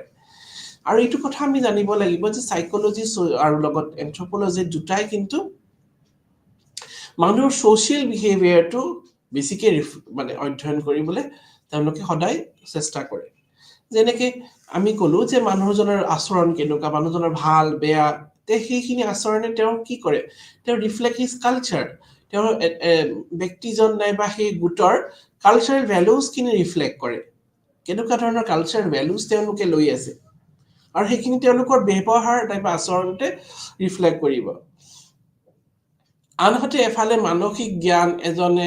মানসিক জ্ঞানে এজনৰ নৃতত্ববিদসকলে বিভিন্ন সাংস্কৃতিক মানুহৰ আচৰণ মূল কাৰণবোৰৰ বুজাত সহায় কৰে লগতে আৰু এটা কথা আমি জানিব লাগিব যে মানসিক জ্ঞানে এজন নৃতত্ববিদ যদি থাকে মানুহৰ এজন মেণ্টেল ছেটআপ জনাৰ লগে লগে আমি তেওঁৰ মানুহজনে বিভিন্ন সংস্কৃতিৰ আচৰণমূলক কাৰণবোৰো বুজাত সহায় কৰে আনফালে নৃতত্ববিদ অধ্যয়নে মনোবিজ্ঞানিক মানুহৰ আচৰণৰ সাংস্কৃতিক পৰিৱেশ প্ৰভাৱৰ মানে জনাত সহায় কৰে গণনা কৰাত সহায় কৰে যেনেকৈ মই কথাটো ক'ব বিচাৰিছোঁ যেনেকৈ ব্যক্তিজনে কেনেকুৱা ধৰণে তেওঁৰ মানে কথা বতৰা তেওঁৰ মানে কিমান সাইকোলজিকেল ছেটআপটো যেনেকুৱা তেওঁ সেইটো ৰিফ্লেক্ট কৰিব তেওঁৰ আচৰণত আৰু আচৰণটোৱে তেওঁলোকৰ কিমানখিনি তেওঁ কালচাৰ তেওঁ কিবা ৱেল কালচাৰ কিমান হয় সেইখিনি কথা আমি জানিম The culture is reflected in personality and personality reflect culture.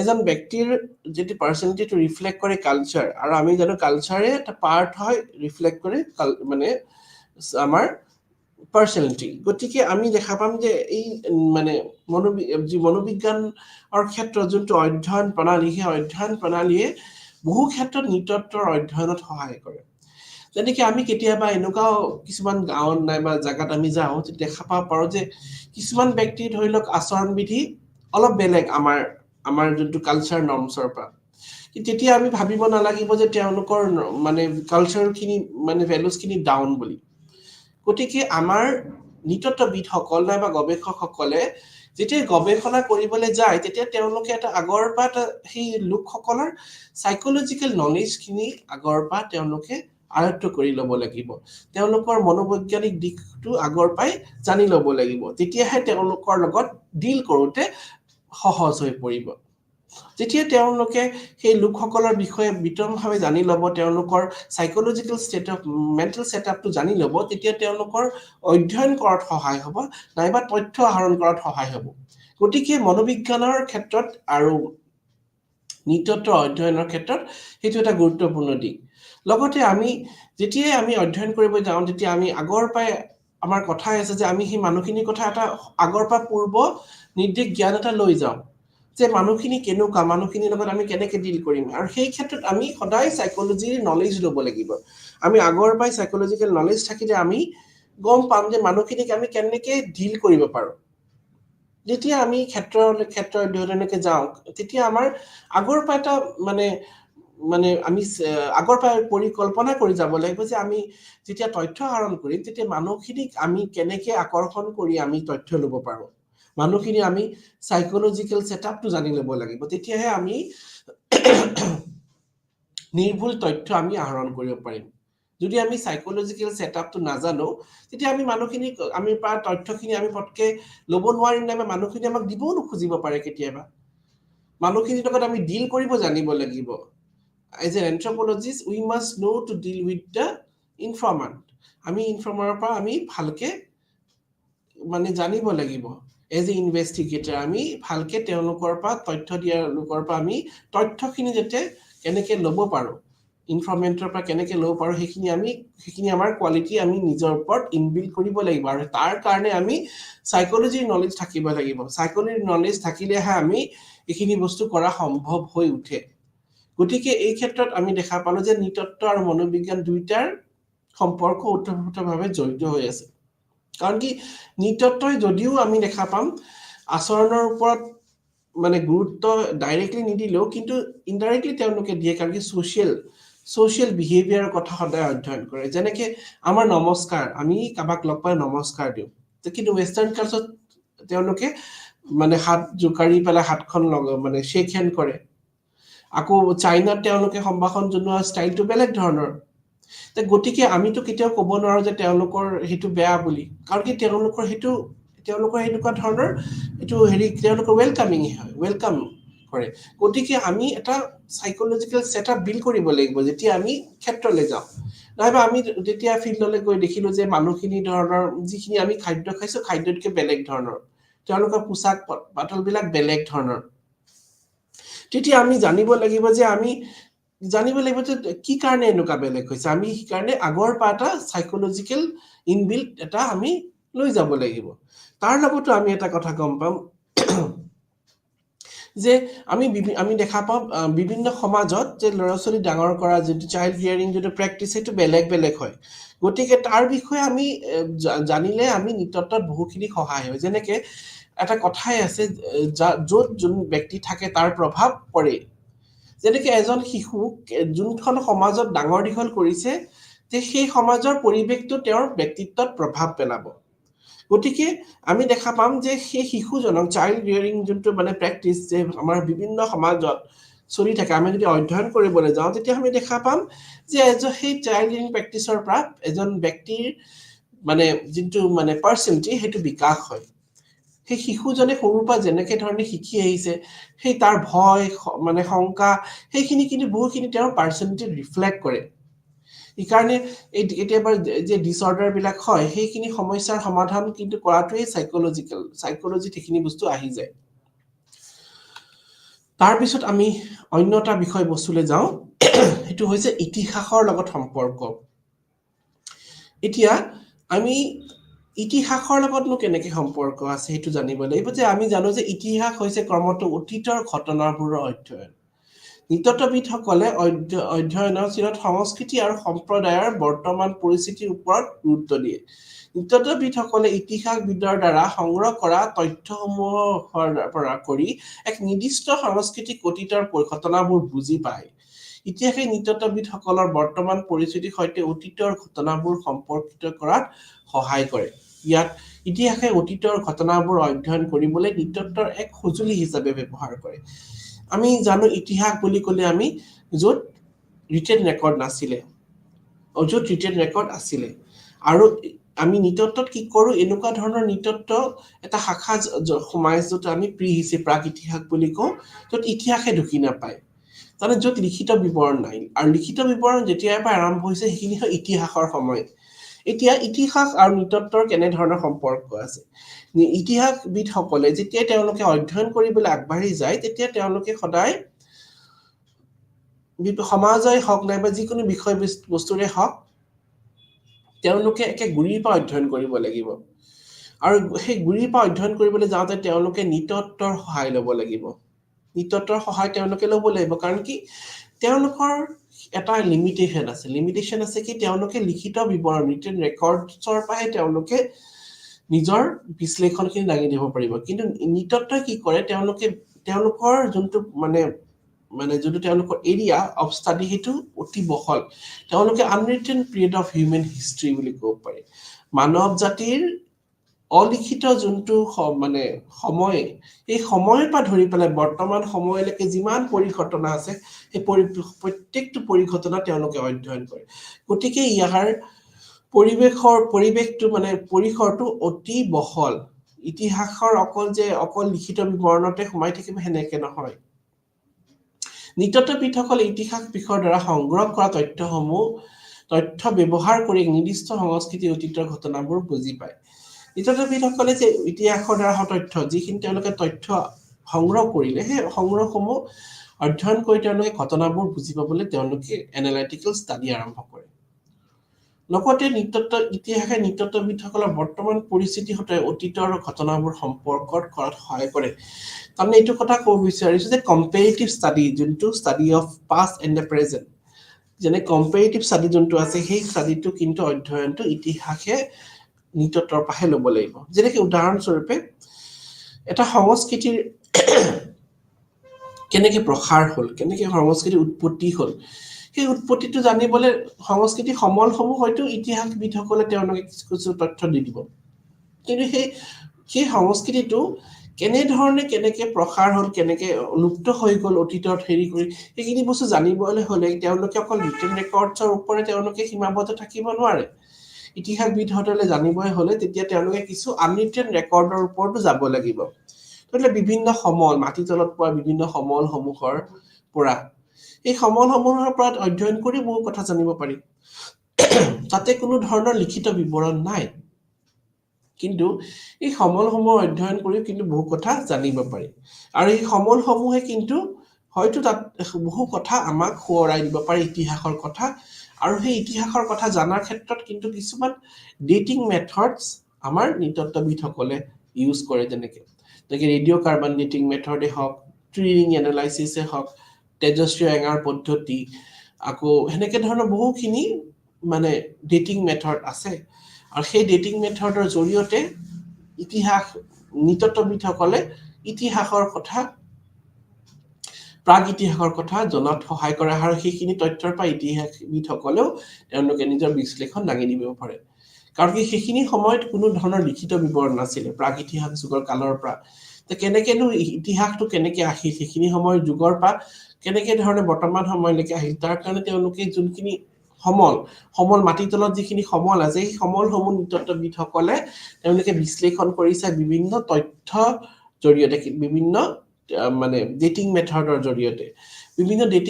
জৰিয়তে তেওঁলোকে তথ্যসমূহ বিশ্লেষণ কৰি চায় আৰু সেই বিশ্লেষণ কৰি চোৱাৰ জৰিয়তে তেওঁলোকে নিজে আগৰ সেই ঘটনাসমূহ বিৱৰণ কৰি মিলাই পেলাই তেওঁলোকে অতীতৰ লগত বৰ্তমান সময়ৰ তুলনামূলক অধ্যয়ন আৰম্ভ কৰে ইতিহাস এই নৃতত্ববিদসকলৰ বৰ্তমান পৰিস্থিতিৰ সৈতে অতীতৰ ঘটনাৰ সম্পৰ্কত কৰাত সহায় কৰে ইয়াত ইতিহাসে অতীতৰ ঘটনাবোৰ অধ্যয়ন কৰাত নৃতত্বৰ এক সঁজুলি হিচাপে কাম কৰে সেইকাৰণে ইয়াক এটা টুল বুলি আমি ক'ব পাৰো টুল অফ ষ্টাডি কাৰণ দুটা ইটোৱে সিটোক সহায় কৰে কেনেকে অতীতৰ ঘটনাবোৰ অধ্যয়ন কৰাত বিভিন্ন প্ৰণালী বিভিন্ন সঁজুলি হিচাপে ব্যৱহাৰ কৰে যেনেকে সেই পদ্ধতিসমূহৰ কথা ক'লো মই তেজস্বী এঙাৰ পদ্ধতি নাইবা পেলেণ্টলজিকেল মেথড হওক নাইবা ভূতাত্ত্বিক স্তৰীয় প্ৰণালী বুলি কওঁ সেই প্ৰণালীসমূহৰ জৰিয়তে বিভিন্ন প্ৰণালী আছে এনেকুৱা সেই প্ৰণালীসমূহৰ জৰিয়তে পৃথিৱীৰ ভূগৰ্ভত থকা যি সমলসমূহ উদ্ধাৰ হোৱাৰ পিছত সেই সমলসমূহ কিমান যুগৰ হয় কিমান সময়ৰ হয় সেই সময় কথা কিন্তু নিখুঁতভাৱে নৃতত্ববিদসকলে উলিয়াই দিব পাৰে আৰু গতিকে এই ক্ষেত্ৰত আমি চালো যে এই ক্ষেত্ৰত ইয়াৰ এটা গুৰুত্বপূৰ্ণ অধ্যয়নৰ এটা দিশ জড়িত হৈ আছে তাৰ লগত আমাৰ আহিলে অন্য অৰ্থনীতিৰ লগত সম্পৰ্ক এতিয়া অৰ্থনীতিৰ লগতনো কেনেকে সম্পৰ্ক আছে সেইটো আমি জানিব লাগিব যে আমি জানো যে সামাজিক সাংস্কৃতিক নৃতত্বৰ এটা উপশাখা আছিলে সেইটো হৈছে অৰ্থনৈতিক নৃতত্ব এতিয়া আমি জানো অৰ্থনীতি মানে ক'লে মানুহৰ জীৱিকা মানুহে বিভিন্ন পৰিস্থিতিত কেনেকে নিজৰ জীৱিকা অৱলম্বন কৰি নিজে জীয়াই আছে এতিয়া অৰ্থনৈতিৰ লগতনো কেনেকে সম্পৰ্ক আছে সেইটো আমি জানিব লাগিব যে পৃথিৱীত বিভিন্ন সময়ত লোকসকলে বসবাস কৰিবলৈ বিভিন্ন ধৰণৰ তেওঁলোকে টেকনিক ইউজ কৰিব লগা হয় বিভিন্ন টেকনিকৰ জৰিয়তে তেওঁলোকে নিজৰ জীৱিকা অৱলম্বন কৰি আছে তেওঁলোকে নিজৰ জীৱিকা অৱলম্বন কৰাৰ ক্ষেত্ৰত বিভিন্ন টেকনিকৰ ইউজ কৰিছে আৰু টেকনিকৰ জৰিয়তে তেওঁলোকে নিজৰ জীৱিকা অৱলম্বন কৰি জীয়াই আছে গতিকে এই অৰ্থনৈতিক লগত যে সম্পৰ্ক সেই অৰ্থনৈতিক নৃতত্বত মানে এটা গুৰুত্বপূৰ্ণ কথা আছে যে অৰ্থনীতিৰ লগত পৰিৱেশৰ এটা সম্পৰ্ক আছে আৰু সেইটো কথা আমি জানি দিব পাৰো যে যেনেকে বিভিন্ন পৰিৱেশত মানুহে নিজক জীয়াই থাকিবলৈ বিভিন্ন তেওঁলোকে টেকনিক ইউজ কৰিছে যেনেকে নদীৰ কাষত বসবাস কৰা লোকসকলে তেওঁলোকে তাতে মাছ মৰা জীৱিকাই লৈছে কাৰণ তাতে পানী তেওঁলোকে মাছ এভেইলেবল আছে আৰু মাছৰ জীৱিকা হিচাপে তেওঁলোকে ল'ব পাৰিছে যেনেকে যোন জায়গাত যিটো বস্তু এভেইলেবল আছে সেইমতে মানুহে সেইটোকে নিজৰ জীৱিকা হিচাপে অৱলম্বন কৰিছে যে সেইটোকে ক'ব বিচাৰিছো যে নৃতত্বই মানুহৰ জীৱিকাটো পৰিৱেশ অনুযায়ী কেনেকে বেলেগ হয় পৰিৱেশ অনুযায়ী মানুহে নিজকে কেনেকে খাপ জীয়াই থাকিবলৈ তেওঁলোকে বিভিন্ন মানে পদ্ধতি অৱলম্বন কৰিছে যেনেকে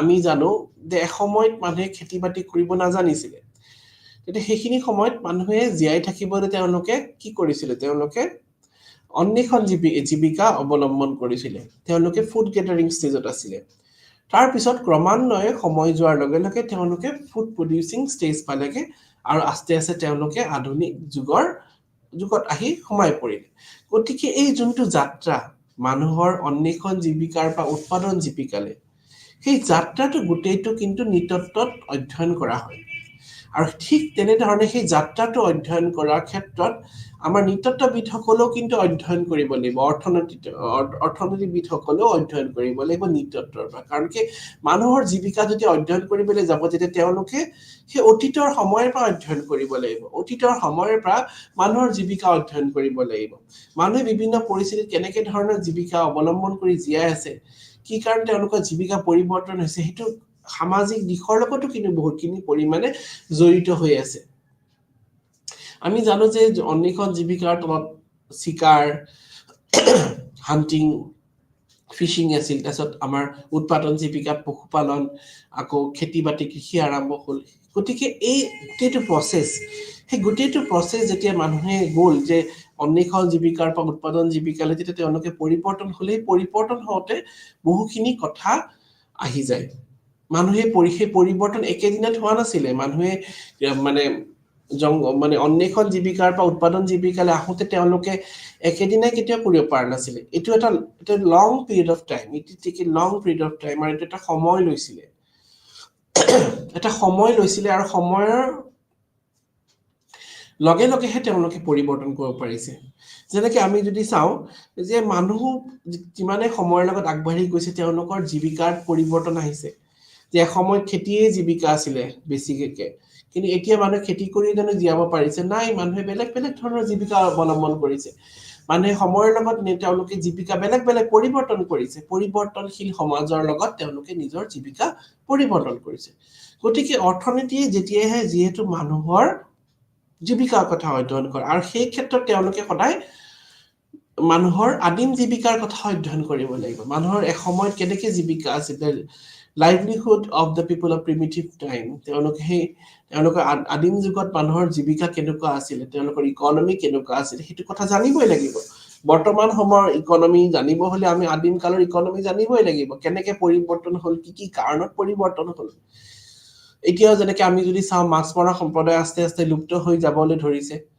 আকৌ যদি খেতি কৰা খেতিয়ক কৃষকো কমি গৈছে মানুহে আজিকালি খেতি নকৰাই হৈছে কাৰণবিলাক কি তাতে সোশ্যাল ফেক্টৰো জড়িত হৈ আছে সামাজিক কাৰণ কিছু জড়িত হৈ আছে গতিকে মানে অৰ্থনীতিয়ে যেতিয়া অধ্যয়ন কৰিব যাব ইকনমি চাইড তেতিয়া তেওঁলোকে অকল নিজৰ সেই আদিম যুগৰ পৰা তেওঁলোকে অধ্যয়ন কৰিব লাগিব তেওঁলোকে বৰ্তমান সময়ৰ অৰ্থনীতিৰ লগত অধ্যয়ন কৰিলে নহব তেওঁলোকে ইকনমিটো ষ্টাডি কৰিব লাগিব ফ্ৰম দ্য প্ৰিমিটিভ টাইম কেনেকে ধৰণৰ পৰিৱৰ্তন হ'ল আৰু অৰ্থনীতিৰ লগত মানুহৰ যোনটো ছ'চিয়েল ফেক্টৰ জড়িত হৈ আছে ছ'চিয়েল এলিমেণ্ট জড়িত হৈ আছে সেইবিলাকো কিন্তু অধ্যয়ন কৰিব লাগিব গতিকে ঠিক তেনেধৰণে ইটোৰ লগত সিটো এটা সম্পৰ্ক হৈ আছে তাৰ পিছত ৰাজনীতি বিজ্ঞানৰ সৈতে সম্পৰ্ক পলিটিকেল সায়েন্সৰ লগত কেনেকে সম্পৰ্ক আছে আমি জানো যে নিটতৰ এটা শাখা জড়িত হৈছে যোনটো ল এন্থ্ৰোপলজি অফ ল এটা লিগেল এন্থ্ৰোপলজি বুলিও কয় আৰু ইয়াত কি কৰা হয় ইয়াত মানে বিভিন্ন নিয়ম কানুন যি সমাজত চলি আহিছে আগৰ পৰা সেই নিয়ম কানুনসমূহৰ বিষয়ে অধ্যয়ন কৰে আৰু তাৰ লগতে ৰাজনীতি কেনেকে সমাজত আহিল কেনেকে মানে পলিটিকেল ইনষ্টিটিউচনখিনি ৰাজনীতিক অনুষ্ঠানসমূহ সমাজত কেনেকে প্ৰতিষ্ঠা হ'ল তাৰ বিষয়ে অধ্যয়ন কৰে যেনেকে আমি যদি চাওঁ যে সমাজত আমি দেখা পাম যে সময়ৰ যোৱাৰ লগে লগে সমাজত কিন্তু আইন কানুনৰ পৰিৱৰ্তন হৈছে এসময় যিসমূহ আইন আনৰিটেন নাছিলে যেতিয়া কোনো লিখিত বিৱৰণ নাছিলে সেই আইনসমূহ কিন্তু সময়ৰ লগে লগে পৰিৱৰ্তন হৈ আহিছে সময়ৰ লগে লগে জটিল হৈ আহিছে আৰু সময়ৰ লগে লগে আৰু কমপ্লেক্সিটি দিশত আগবাঢ়ি গৈছে যিসমূহ আইন এসময়ত আনৰিটেন নাছিলে আৰু সেইখিনি জৰিয়তে ধৰি লওক মানুহক আমি সামাজিক ছ'চিয়েল কণ্ট্ৰল কৰি ৰাখিব পাৰিছিলোঁ সেই আইনখিনি আস্তে আস্তে এতিয়া ৰিটেন ফৰ্মত আৰম্ভ হ'ল মানে আইনী প্ৰক্ৰিয়া আৰম্ভ কৰা হ'ল তাৰপিছত তাতে ধৰি লওক মানে কোৰ্ট পুলিচ সেইবিলাক আস্তে আস্তে লিগেল সাইডটো আৰু ডেভেলপ হৈ গৈ থাকিল ডেভেলপ বুলি ক'বলৈ নাযাওঁ কিন্তু সেইটো আৰু অলপমান ফিক্সড হ'বলৈ আৰম্ভ কৰিলে যোনটো এসময়ত আনৰিটেন নাছিলে আনৰিটেন লৰ পৰা সেইটো ৰিটেন ললে ট্ৰান্সফাৰ হ'ল গতিকে নৃতত্ববিদসকলে সেই পৰিৱৰ্তনটো কেনেকে হৈছে তাৰ বিষয়ে তেওঁলোকে অধ্যয়ন কৰিব যাওঁতে পলিটিকেল সায়েন্সৰ বহুত কথা ইয়াতে সোমাই পৰি যায় যেনেকে ৰাজনীতি বিজ্ঞানো যেতিয়া তেওঁলোকে সমাজত যি মানে নিয়ম কানুনৰ কথা যেতিয়া তেওঁলোকে অধ্যয়ন কৰিব যাব তেতিয়া তেওঁলোকে সদায় প্ৰিমিটিভ ল আদিম যুগৰ যি মানে নিয়ম কানুন সেইখিনি কথা তেওঁলোকে অধ্যয়ন কৰিবই লাগিব কাৰণ কি আদিম কালৰ যিখিনি নিয়ম কানুন সেই নিয়ম কানুনৰ আধাৰতে কিন্তু বৰ্তমান সময়ৰ নিয়ম কানুনসমূহ প্ৰতিষ্ঠা হৈছে গতিকে আদিম কালৰ নিয়ম কানুনসমূহ আমি জানিবলৈ যাওঁতে আমি নৃতত্বৰ সহায় ল'ব লাগিব বৰ্তমান সময়ৰ যি নিয়ম কানুন সেই কিন্তু আধাৰটোৱে হৈছে আদিম যুগৰ নিয়মসমূহ গতিকে সেইখিনি কথা আমি ইয়াতে আহি পৰে আৰু লগতে ইয়াত আৰু কিছু কথা আহিছে যেনেকে এই বৰ্তমান সময়ত পলিটিকেল ইনষ্টিটিউচনটো ৰাজনৈতিক যি অনুষ্ঠানটো কেনেকে স্থাপন হ'ল তাৰ বিষয়েও কি নৃতত্ববিদসকলে তেওঁলোকৰ যি থিয়ৰিসমূহ আগবঢ়াই থৈছে আৰু সেই থিয়ৰিৰ পৰা আমি কথা জানিব পাৰো যে কেনেকে ধৰণে আদিম মানে বৰ্তমান সময়ত ৰাজনৈতিক অনুষ্ঠানসমূহ এষ্টাব্লিছ হৈছে কেনেকে বৰ্তমান সময়ত ৰাজনৈতিক অনুষ্ঠানসমূহ এষ্টাব্লিছ হৈ প্ৰতিষ্ঠা হৈছে সেইখিনি কথা আমি নিজৰ চকুৰ আগত আমাৰ আহি যায় গতিকে এইটো এটা গুৰুত্বপূৰ্ণ কথা যে আমাৰ মানে পলিটিকেল সায়েন্সৰ যিখিনি মানে কেনেকে ধৰণে এখন হ'ল সেইটো কথা আমি জানিব যাওঁতে আমি ইতিহাসটো জানিব লাগিব আমাৰ পলিটিকেল হিষ্ট্ৰীটো জানিব লাগিব যেনেকে ট্ৰাইবৰ পৰা বেণ্ডৰ পৰা চিফডেমৰ পৰা ষ্টেট এখন সৃষ্টি হ'ল সেই গোটেইটো যোনটো ক্ৰনলজিকেল অৰ্ডাৰ সেইটো অৰ্ডাৰটো আমি জানিব লাগিব আৰু সেই কাৰণে আমি এন্থ্ৰোপলজিৰ সহায় ল'ব লাগিব কেনেকেনো ৰাজনৈতিক অনুষ্ঠানবিলাক স্থাপন হ'ল কাৰণ কি এসময়ততো এনেকুৱা ধৰণৰ কোনো ৰাজনৈতিক অনুষ্ঠান নাছিলে তেতিয়া সেইখিনি সময়ত কেনেকে ধৰণেনো মানে ছ'চিয়েল কণ্ট্ৰলটো আছিলে সেইবিলাক কথা জানিবলৈ যাওঁতে আমি দেখা পাম বহু ক্ষেত্ৰত ৰাজনীতি বিজ্ঞানে নৃতত্বৰ সহায় ল'ব লাগে কাৰণ কি নৃতত্বত এনেকুৱা বহুত কিছুমান কথা সোমাই আছে যিসমূহ ৰাজনীতিক বিজ্ঞানে সহায় ল'ব লাগিব তেতিয়াহে অধ্যয়ন কৰা অবিহনে তেওঁলোকে কেতিয়াও মানে আগবাঢ়ি যাব নোৱাৰিব তাৰপিছত আমাৰ নেক্সট টপিকটো হ'ল আমাৰ মেনেজমেন্টৰ বিজ্ঞানৰ লগত কেনেকে জড়িত হৈ আছে ঠিক আছে এতিয়া আমি মেনেজমেন্টৰ লগত কেনেকে জড়িত আছে যদি আমি চাব যাওঁ আমি নৃতত্বই সদায় মানুহৰ ইণ্টাৰ ৰিলেশ্যনশ্বিপৰ ওপৰত আমি সদায় অধ্যয়ন কৰোঁ আৰু হিউমেন ৰিলেশ্যনশ্বিপৰ ওপৰত আমি সদায় অধ্যয়ন কৰোঁ যে আমি মানুহৰ লগত কেনেকে খাপ খুৱাই আমি সমাজত চলিব পাৰোঁ আমি সদায় এডজাষ্টমেণ্টৰ ওপৰত সদায় আমি অধ্যয়ন কৰোঁ যেনেকে আমি ফিল্ডত যাওঁতে ক্ষেত্ৰ অধ্যয়ন কৰিবলৈ যাওঁতে তেতিয়া আমি আগৰ পৰাই আমি জানিব লাগিব আমি মানুহখিনিক কেনেকে মেনেজ কৰিব পাৰোঁ মানুহখিনিক আমি কেনেকে মেনেজ কৰি আমি বস্তুখিনি আমি চলাব পাৰোঁ যেনেকে সেইখিনি কথা জানিব হলে আমি মেনেজমেন্টৰ বহুত কথা আমি জানিব লাগিব আৰু ঠিক তেনেদৰে মেনেজমেন্টেও যেহেতু এন্থ্ৰোপলজি মানুহৰ বিষয়ে অধ্যয়ন কৰে আৰু মানুহকে ডিল কৰা হৈছে মেনেজমেন্ট মানুহক বিভিন্ন সময়ত কেনেকে ধৰণে মেনেজ কৰি তেওঁলোকে নিজৰ কামখিনি আদায় কৰিব পাৰিব গতিকে তাৰ কাৰণে তেওঁলোকে নৃতত্বৰ সহায় ল'ব লাগিব কাৰণ কি বিভিন্ন সময়ত এন্থ্ৰোপলজিকেল নলেজে মানে বহু ক্ষেত্ৰত এই আমি এডজাষ্টমেন্ট কৰাত সহায় কৰে যোনটো এডজাষ্টমেন্ট আজিকালি বৰ্তমান সময় নোহোৱা হৈ গৈছে এইকাৰণে এই আমি বহু সময়ত যোনটো হিউমেন ৰিলেশ্যনশ্বিপ যোনটো আমাৰ মানুহৰ মাজত যোনটো সম্পৰ্কটো ইমান খেলিমেলি কিয় হৈছে কাৰণ কি মানুহৰ মাজত এডজাষ্টমেন্ট নোহোৱা হৈছে মানুহে বিভিন্ন হয়তো গোটেই হক নাই বা যিকোনো ধৰি লওক অনুষ্ঠান প্ৰতিষ্ঠানে হওক সেই প্ৰত্যেকটো ক্ষেত্ৰতে আমি কিন্তু প্ৰপাৰলি মেনেজ কৰি চলিব লাগিব আমি প্ৰপাৰলি মেনেজ কৰি চলিব লাগিব তেতিয়াহে আমাৰ সেই ইনষ্টিটিউচনটো ভালকে আগবাঢ়িব গতিকে আমি সেই মেনেজমেন্টটো আমি কেনেকে চলাম যদি আমাৰ তাতে কন্ট্ৰোল থাকে কন্ট্ৰোলিং পাৱাৰ থাকে আৰু লগতে আমি ইজনে সিজনক বুজি পাওঁ ভালকে আমি ইজনে সিজনৰ আন্ডাৰষ্টেণ্ডিং থাকো আৰু লগতে স্যাটিসফ্যাক্টৰি যেতিয়া এডজাষ্টমেন্ট থাকিব তেতিয়াহে আমি গম পাম যে ইজনে সিজনৰ কষ্টটো সেইকাৰণে গতিকে আমি যেতিয়া মানে ক্ষেত্ৰ অধ্যয়নত যাওঁ তেতিয়া আমি সদায় কি কৰো আমি সদায় মানুহখিনিক কেনেকে আমি মেনেজ কৰিব পাৰো মেনেজ কৰি আমি তথ্য আহৰণ কৰিব পাৰো মানুহখিনিক কেনেকে আমি নিজে আকৰ্ষণ কৰি পেলাই আমি ইনফৰমেশনখিনি ল'ব পাৰো সেইখিনি কথা আৰু সেই কাৰণে আমি মেনেজমেন্টৰ ক্ষেত্ৰত মেনেজমেন্টৰ বিজ্ঞানৰ পৰা আমি সহায় ল'ব লাগে আমি কেনেকে কম সময়ৰ ভিতৰত আমি কেনেকে তথ্য আহৰণ কৰোঁ নৃতত্ত্ববিদসকলে সেইখিনি কথা এটা গুৰুত্বপূৰ্ণ কথা যে আমি মানুহখিনিৰ পৰা কম সময়ত কেনেকে আমি ইনফৰমেশনখিনি ল'ব পাৰো সেইখিনি কিন্তু নৃতত্ত্ববিদসকলেহে ক'ব পাৰে আৰু তাৰ কাৰণে মেনেজমেন্ট বিজ্ঞানে নৃতত্ত্বৰ সহায় ল'ব লাগে যে হিউমেন ৰিলেশ্যনটো জানিব লাগিব মানুহৰ লগত কেনেকে ধৰণে ৰিলেশ্যন মেইনটেইন কৰি তেওঁলোকে তথ্য আহৰণ কৰিব লাগিব যেনেকে মই উদাহৰণস্বৰূপে ক'লো যে বস্তু বিক্ৰী কৰিব অহা মানুহখিনিকে কথা ক'লো তেওঁলোকে বস্তু বিক্ৰী কৰা নাই বা দোকানত চেল কৰা মানুহখিনিয়ে তেওঁলোকে মানুহক কেনেকে মেনেজ কৰিবলৈ জানে তেওঁলোকে মানুহৰ কথাবিলাক জানে মানুহখিনিৰ লগত কেনেকে ৰিলেশ্যন কৰিবলৈ জানিব লাগিব তেতিয়াহে তেওঁলোকে হ'ব উইদাউট এ হিউমেন ৰিলেশ্যনশ্বিপ ভালকে মানুহৰ লগত যদি এডজাষ্ট কৰিব নাজানে মানুহৰ লগত যদি ভালকে তেওঁলোকে মানে ৰিলেশ্যনশ্বিপ মেইনটেইন কৰিব নাজানে তেতিয়া কি হ'ব তেওঁলোকৰ মানে কষ্টখিনি অথলে যাব গতিকে হিউমেন ৰিলেশ্যনশ্বিপটো তেওঁলোকে ভালকে ৰাখিব লাগিব আৰু তাৰ কাৰণে তেওঁলোকে নৃতত্ত্বৰ বিজ্ঞানত তেওঁলোকে অধ্যয়ন কৰিব লাগিব তেওঁলোকে সেই নলেজটো থাকিব লাগিব কেনেকে তেওঁলোকে এডজাষ্ট কৰিব পাৰে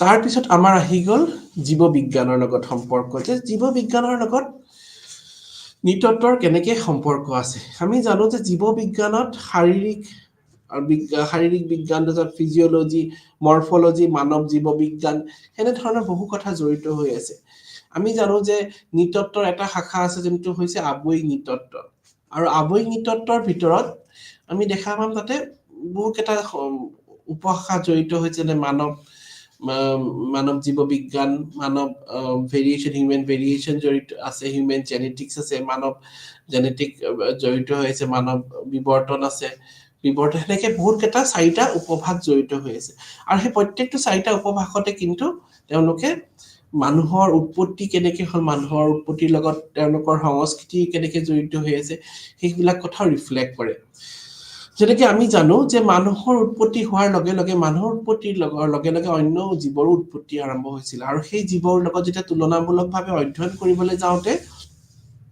বহু ক্ষেত্ৰত জীৱ বিজ্ঞানীসকলে নৃতত্ত্বৰ সহায় ল'ব লাগে কাৰণ কি আমি দেখা পাওঁ যে বায়'লজিৰ কিছুমান যেতিয়া অধ্যয়ন কৰি যেতিয়া হিউমেন বডি পাৰ্টছৰ অধ্যয়ন কৰিব যাব তেতিয়া আমি কিছু বায়'লজিকেল সায়েন্সৰ আমি সহায় ল'ব লাগে আৰু ঠিক তেনেদৰে যেতিয়া মানুহৰ ক্ৰমবিকাশৰ অধ্যয়ন কৰিবলৈ যাব যে হিউমেন মানে আমি যেতিয়া হিউমেন মানে ডেভেলপমেন্টৰ কথা যেতিয়া অধ্যয়ন কৰিব যাওঁ তেতিয়া আমি সদায় আমি যেতিয়া মানুহৰ ক্ৰমবিকাশ কেনেকে হ'ল কেনেকে পৰিৱৰ্তন হ'ল আৱেগিক দিশসমূহ কেনেকে হৈ গ'ল কেনেকে পৰিৱৰ্তন হৈ পেলাই মানুহে এটা বন মানুহৰ পৰা মানে ইপছৰ পৰা কেনেকে তেওঁলোকে আধুনিক মানৱলৈ কেনেকে তেওঁলোকে ৰূপান্তৰিত হ'ল সেই গোটেইখিনি কথা যেতিয়া আমি অধ্যয়ন কৰিবলৈ যাওঁ তেতিয়া কিন্তু নৃতত্বৰ আমি সহায় ল'ব লাগে কাৰণ কি জীৱ বিজ্ঞানে সদায় তেওঁলোকে কি কৰে তেওঁলোকে মানুহৰ আৱেগিক দিশটো অধ্যয়ন কৰে মানুহৰ আৱেগিক দিশটো অধ্যয়ন কৰি তেওঁলোকে চাই যে আৱেগিক দিশটোত কি কথা জড়িত হৈ আছে যেনেকে আৱেগিক দিশটোৰ লগত যেনেকে মানুহৰ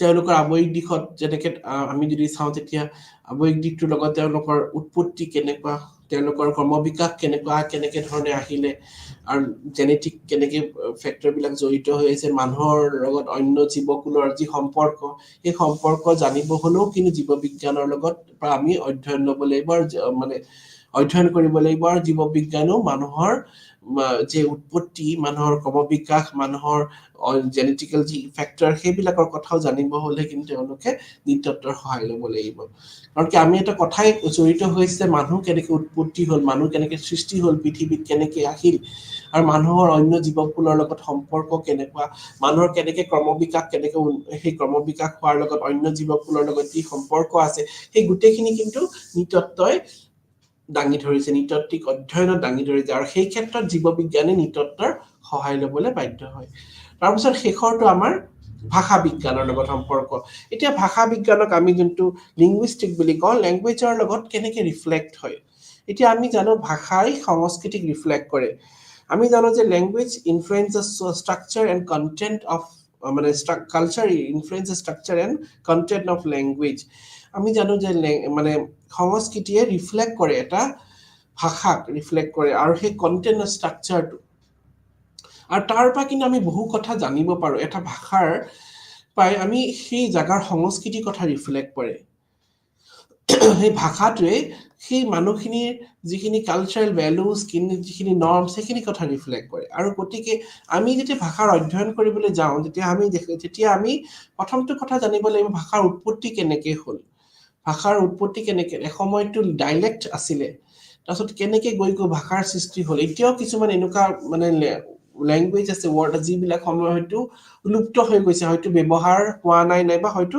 সময়ৰ লগত লুপ্ত হৈ গৈছে গতিকে সেইসমূহ পুনৰ উদ্ধাৰ কৰি পেলাই কৰাটো হৈছে এন্থ্ৰপলজিষ্ট সকলৰ এটা গুৰুত্ব দায়িত্ব সেই লেংগুৱেজসমূহ পুনৰুদ্ধাৰ কৰি পেলাই কেনেকে স্থাপন কৰিব পৰা যায় পুনৰুদ্ধাৰ কৰি পেলাই সেই লেংগুৱেজসমূহ কেনেকে মানে সংৰক্ষণ কৰিব পৰা যায় সেইটো এটা গুৰুত্বপূৰ্ণ কথা তাৰপিছত আমি যদি চাওঁ তেতিয়া আৰু কিছু কথাত আহি যায় সম্পৰ্ক যেনেকে আৰু আহি গ'ল ৰিলেশ্যনশ্বিপ উইথ ডেমোগ্ৰাফি জনগাঁথনিৰ লগতো সম্পৰ্ক আছে এতিয়া জনগাঁথনিৰ লগতনো কেনেকে সম্পৰ্ক আছে জনগাঁথনি হৈছে আমাৰ পপুলেশ্যন ষ্টাডি পপুলেশ্যনৰ বিভিন্ন সংখ্যামূলক অধ্যয়ন বুলি ক'ব পাৰো আৰু আমি জানো নৃতত্বত আমি জনগাঁথনিৰ কথা অধ্যয়ন কৰোৱেই যেতিয়া আমি সাৰ্ভে কৰিব যাওঁ যেতিয়া আমি হেৰি কৰিবলৈ যাওঁ তেতিয়া আমাৰ কি হয় আমি বিভিন্ন জনগাঁথনিৰ কথা আমি অধ্যয়ন কৰিব জানো যেনেকে আমি সাৰ্ভে কৰিব গ'লে আমি সেই গোটেই মানে এটা এৰিয়াৰ পপুলেশ্যন ষ্ট্ৰাকচাৰটো আমি অধ্যয়ন কৰিব লগা হয় আমি গোটেই জনগাঁথনিটো গোটেই অধ্যয়ন কৰোঁ যেতিয়া আমি ক্ষেত্ৰ অধ্যয়ন কৰিবলৈ যাওঁ গতিকে এই ক্ষেত্ৰত জনগাঁথনিৰ অধ্যয়ন মানে যি তথ্যৰ জৰিয়তে আমাৰ নৃতত্ত্বৰ অধ্যয়নত যথেষ্ট পৰিমাণে সহায় হয় গতিকে আমি দেখা পাওঁ ফিল্ড ৱৰ্কে হওক নাইবা অন্য ক্ষেত্ৰতে হওক ইয়াত মানে যদিও আমি কোৱালিটেটিভ আৰু কোৱান্টিটেটিভ ডাটা যদিও আমি ইয়াত এপ্লাই কৰোঁ কিন্তু আমি ইয়াত দেখা পাম ডেমোগ্ৰাফি ক্ষেত্ৰত আমি মানৱৰ যি মানে ষ্টেটিষ্টিকেল ষ্টাডি বুলি ক'ব পাৰোঁ অফ ভেৰাইড হিউমেন পপুলেশ্যন আৰু ইয়াতে আমি ক'ব পাৰোঁ এটা মানে জেনেৰেল চায়েন্স বুলি ক'ব পাৰোঁ যাৰ জৰিয়তে আমাৰ মানুহৰ মাজত যি ডাইনামিক লিভিং পপুলেশ্যন তাৰ বিষয়ে আমি জানিবলৈ আমাক সহায় কৰে যেনেকে উদাহৰণস্বৰূপে আমি যেতিয়া এটা এৰিয়াৰ কথা অধ্যয়ন কৰিব গ'লো তেতিয়া আমি প্ৰথমতে আমি ডেমোগ্ৰাফিক সাৰ্ভে কৰোঁ ডেমোগ্ৰাফিক সাৰ্ভে কৰাৰ লগে লগে আমি জনগাঁথনিক যি আমি জৰীপ আমি অধ্যয়ন কৰোঁ তেতিয়া আমি নাম সেই ব্যক্তিজনৰ কৰপা জন্মস্থান তেওঁ যিখিনি পাৰ্সোনেল ইনফৰমেশ্যন আছে ব্যক্তিগত যিখিনি ইনফৰমেশ্যন আছে আমি সেইখিনি কালেক্ট কৰিলো আৰু সেই তাৰ পৰাই কিন্তু আমি বহুখিনি কথা বিশ্লেষণ কৰি জানিব পাৰো আৰু গতিকে সেই বিশ্লেষণৰ জৰিয়তে আমাৰ নৃতাত্ত্বিক যি পদ্ধতিৰ যি অধ্যয়ন সেই অধ্যয়নটো অতি গুৰুত্বপূৰ্ণ হৈ পৰে গতিকে তাৰ ক্ষেত্ৰত আমি মানে ডেমোগ্ৰাফিক জনগাঁথনিৰ জৰীপৰ পৰা আমি বহু কথা জানিব পাৰো যে পপুলেশ্যনৰ কথা মাইগ্ৰেশ্যনৰ কথা শিক্ষাৰ ক্ষেত্ৰৰ কথা বৈবাহিক স্থিতিৰ কথা আমি বহুখিনি কথা জানিব পাৰো আৰু তাৰ পিছত আহিল আমাৰ ৰিলেশনশ্বিপ উইথ কালচাৰেল ষ্টাডিজ সাংস্কৃতিৰ লগত আমাৰ কেনেকে ধৰণৰ ইয়াৰ সম্পৰ্ক আছে সাংস্কৃতিক অধ্যয়নৰ লগত এতিয়া আমি জানো যে সামাজিক সাংস্কৃতিক নৃতত্ত্বৰ অধ্যয়নত আমি মানুহৰ বিষয় অধ্যয়ন কৰো মানুহৰ সমাজৰ কথা অধ্যয়ন কৰো আৰু সমাজৰ লগতে আমি বিভিন্ন সংস্কৃতিৰ কথা অধ্যয়ন কৰো সংস্কৃতি অবিহনে আমি সমাজৰ কেতিয়াও আমি তুলনা কৰিব নোৱাৰো এটা কথা আছে আগৰ পৰা আৰু আমি ইয়াতে জানো যে আমাৰ সমাজত বিভিন্ন যি সংস্কৃতি সমলসমূহ আছে এই সংস্কৃতি সমলসমূহৰ বিষয়ে যেতিয়া আমি অধ্যয়ন কৰিবলৈ যাওঁ তেতিয়া আমি ইয়াত বিভিন্ন তথ্য থিয়ৰিসমূহ এপ্লাই কৰিব লাগে যেতিয়া কালচাৰেল ষ্টাডিজৰ মানে অধ্যয়ন কৰিবলৈ যাওঁতে আমি নৃতত্ত্বৰ সহায় ল'বই লাগিব কাৰণ কি কালচাৰেল ষ্টাডিজ অধ্যয়ন কৰিবলৈ যাওঁতে নৃতত্ত্বৰ যি মানে এন্থ্ৰোপলজিষ্ট সকলৰ যি অৱদান সেই অৱদানসমূহৰ অবিহনে কালচাৰেল ষ্টাডিজ কেতিয়াও সম্পূৰ্ণ হ'ব নোৱাৰে কাৰণ কি সেই নৃতত্ত্ববিদ সকলৰ মানে অৱদানৰ জৰিয়তে সেই কালচাৰেল ষ্টাডিজটো সম্পূৰ্ণ হৈ উঠে বিশেষকৈ যি থিয়ৰিসমূহ আছে আৰু বিভিন্ন ধৰণৰ যিসমূহ মানে যি থিয়ৰি দাঙি ধৰিছে নৃতত্ত্ববিদসকলে এই কালচাৰ ৰিলেটেড সেই থিয়ৰিসমূহে কিন্তু কালচাৰেল ষ্টাডিজত বহুতখিনি অৰিহণা যোগায় যেনেকৈ আমি কালচাৰৰ কথা ক'ব গ'লে টাইলাৰৰ কথাটো আমি ক'বই লাগিব টাইলাৰে যোনটো সংস্কৃতিৰ কথা কৈছে যে culture is a learn behaviour বুলি কৈছে যোনটো আমি মানে ভ্যালুজ নৰ্মছ ট্ৰেডিশন সেইখিনি কথা তেওঁ কৈছে আৰু এন্থ্ৰোপলজিৰ জবটোৱে হৈছে কি সোসাইটি আৰু সংস্কৃতিৰ কথা সাইন্টিফিক্যালি অধ্যয়ন কৰা সাইন্টিফিক্যালি বৈজ্ঞানসন্মতভাৱে সংস্কৃতি আৰু সমাজক অধ্যয়ন কৰাটো হৈছে সামাজিক নৃতত্ত্বৰ এটা গুৰুত্বপূৰ্ণ মানে দিশ আৰু এই ক্ষেত্ৰত কালচাৰেল ষ্টাডিজ যেতিয়াই আহি যায় তেতিয়াতো আমি সমাজৰ বিভিন্ন সংস্কৃতিৰ কথা অধ্যয়ন কৰিমেই আৰু সেই অধ্যয়ন কৰাৰ ক্ষেত্ৰত আমাৰ এটা গুৰুত্বপূৰ্ণ আহিলা প্ৰদান কৰিব নৃতত্ত্বই কি কৰিব যেতিয়া প্ৰত্যেকে আমাক ইয়াতে যিবিলাক সংস্কৃতিসমূহ লুপ্ত হৈ গৈছে সেই সংস্কৃতিসমূহ লুপ্ত পুনৰ উদ্ধাৰ কৰাত সহায় কৰে আৰু কালচাৰেল ষ্টাডিজত যি বিভিন্ন সংস্কৃতিসমূহ পৃথিৱীৰ জানাৰ ক্ষেত্ৰত সংস্কৃতিসমূহ কেনেকৈ উৎপত্তি হ'ল ইয়াৰ প্ৰসাৰ কেনেকৈ হৈছে সংস্কৃতিসমূহ কি পৰিৱৰ্তন কি পৃথিৱীৰ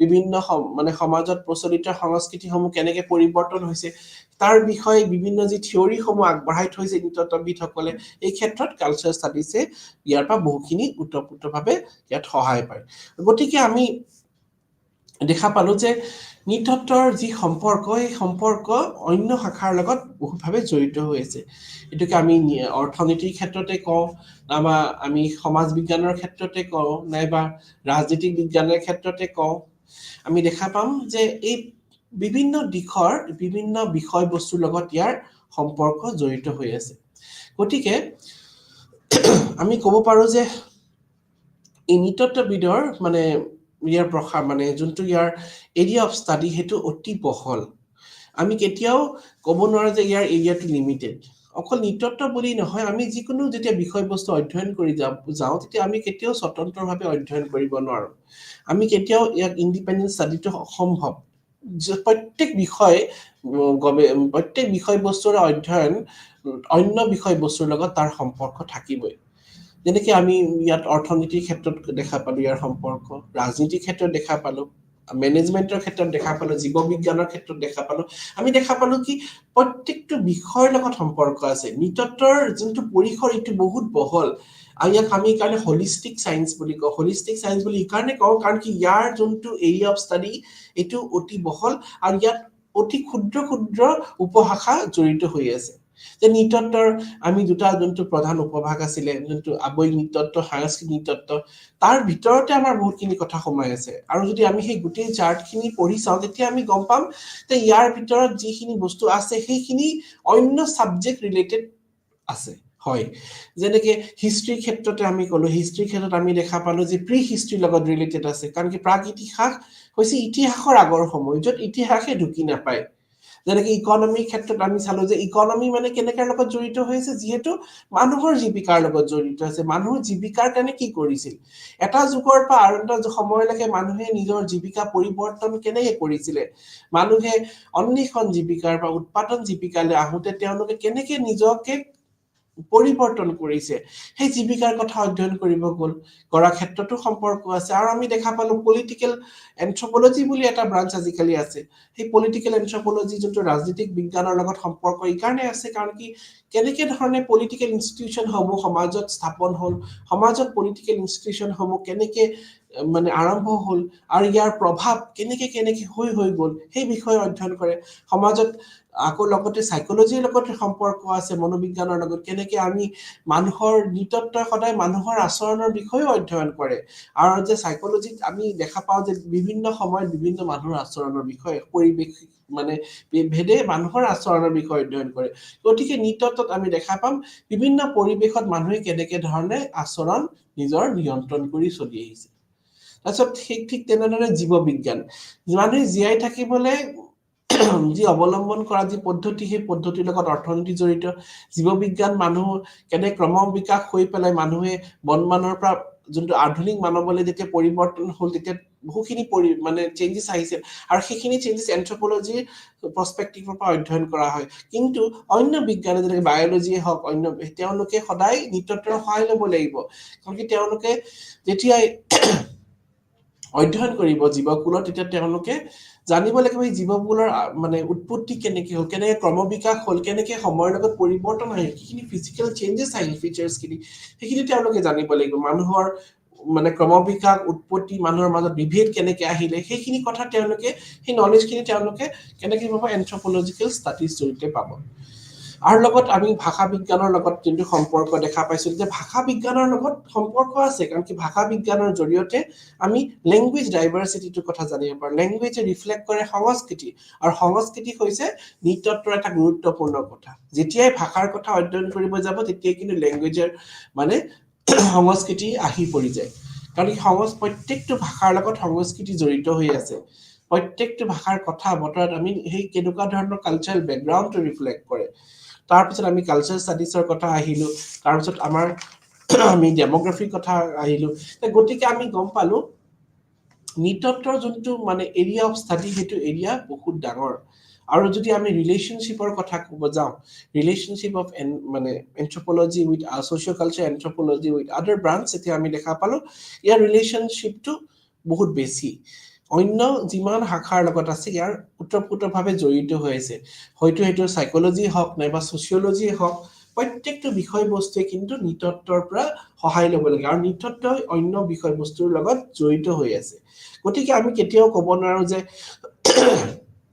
এটা বিষয়ক আমি স্বতন্ত্ৰভাৱে কেতিয়াও আমি অধ্যয়ন কৰিব নোৱাৰো আমি প্ৰত্যেকটো বিষয়ৰ অধ্যয়ন কৰিব যাওঁতে অন্য মানে বিষয়বস্তুৰ লগত ইয়াৰ সম্পৰ্ক জড়িত হৈ আছে আৰু এনেও এটা কথা যে নৃতত্বক আমি হোলিষ্টিক সায়েন্স বুলি কাৰণে কওঁ কাৰণ কি ইয়াক studies of men from both biological aspect from cultural aspect from physical aspect আমি নৃতত্বক আমি মানুহক বহুত কেইটা দিশৰ পৰা চাওঁ আৱেগিক দিশৰ পৰা সাংস্কৃতিক দিশৰ পৰা আমি অধ্যয়ন কৰো গতিকে আৱেগিক দিশ বুলি ক'লে আমি গোটেইখিনি বায়োলজিক্যাল সাইডখিনি গোটেইখিনি আহি যায় আৰু সাংস্কৃতিক দিশ বুলি ক'লে আমাৰ গোটেই সোসাইটি এলিমেন্টস গোটেইখিনি আহি যায় গতিকে ইয়াৰ যোনটো মানে অধ্যয়নৰ যোনটো প্ৰণালী সেই প্ৰণালীটো বহুত বেছি আৰু ইয়াৰ লগত অন্য শাখাৰ লগত সম্পৰ্ক জড়িত হৈ আছে গতিকে আমি যোনটো আজি কথা আলোচনা কৰিলো সেই কথাত আমি এইটো কথা গম পালো যে নৃতত্বৰ অন্য শাখাৰ লগত সম্পৰ্ক কেনে ধৰণে আছে আমি প্ৰথমতে সোশিওলজিৰ কথা কৈছিলো সোশিওলজিৰ লগত কেনেকে সম্পৰ্ক আছে সোসাইটিৰ লগত ষ্টাডি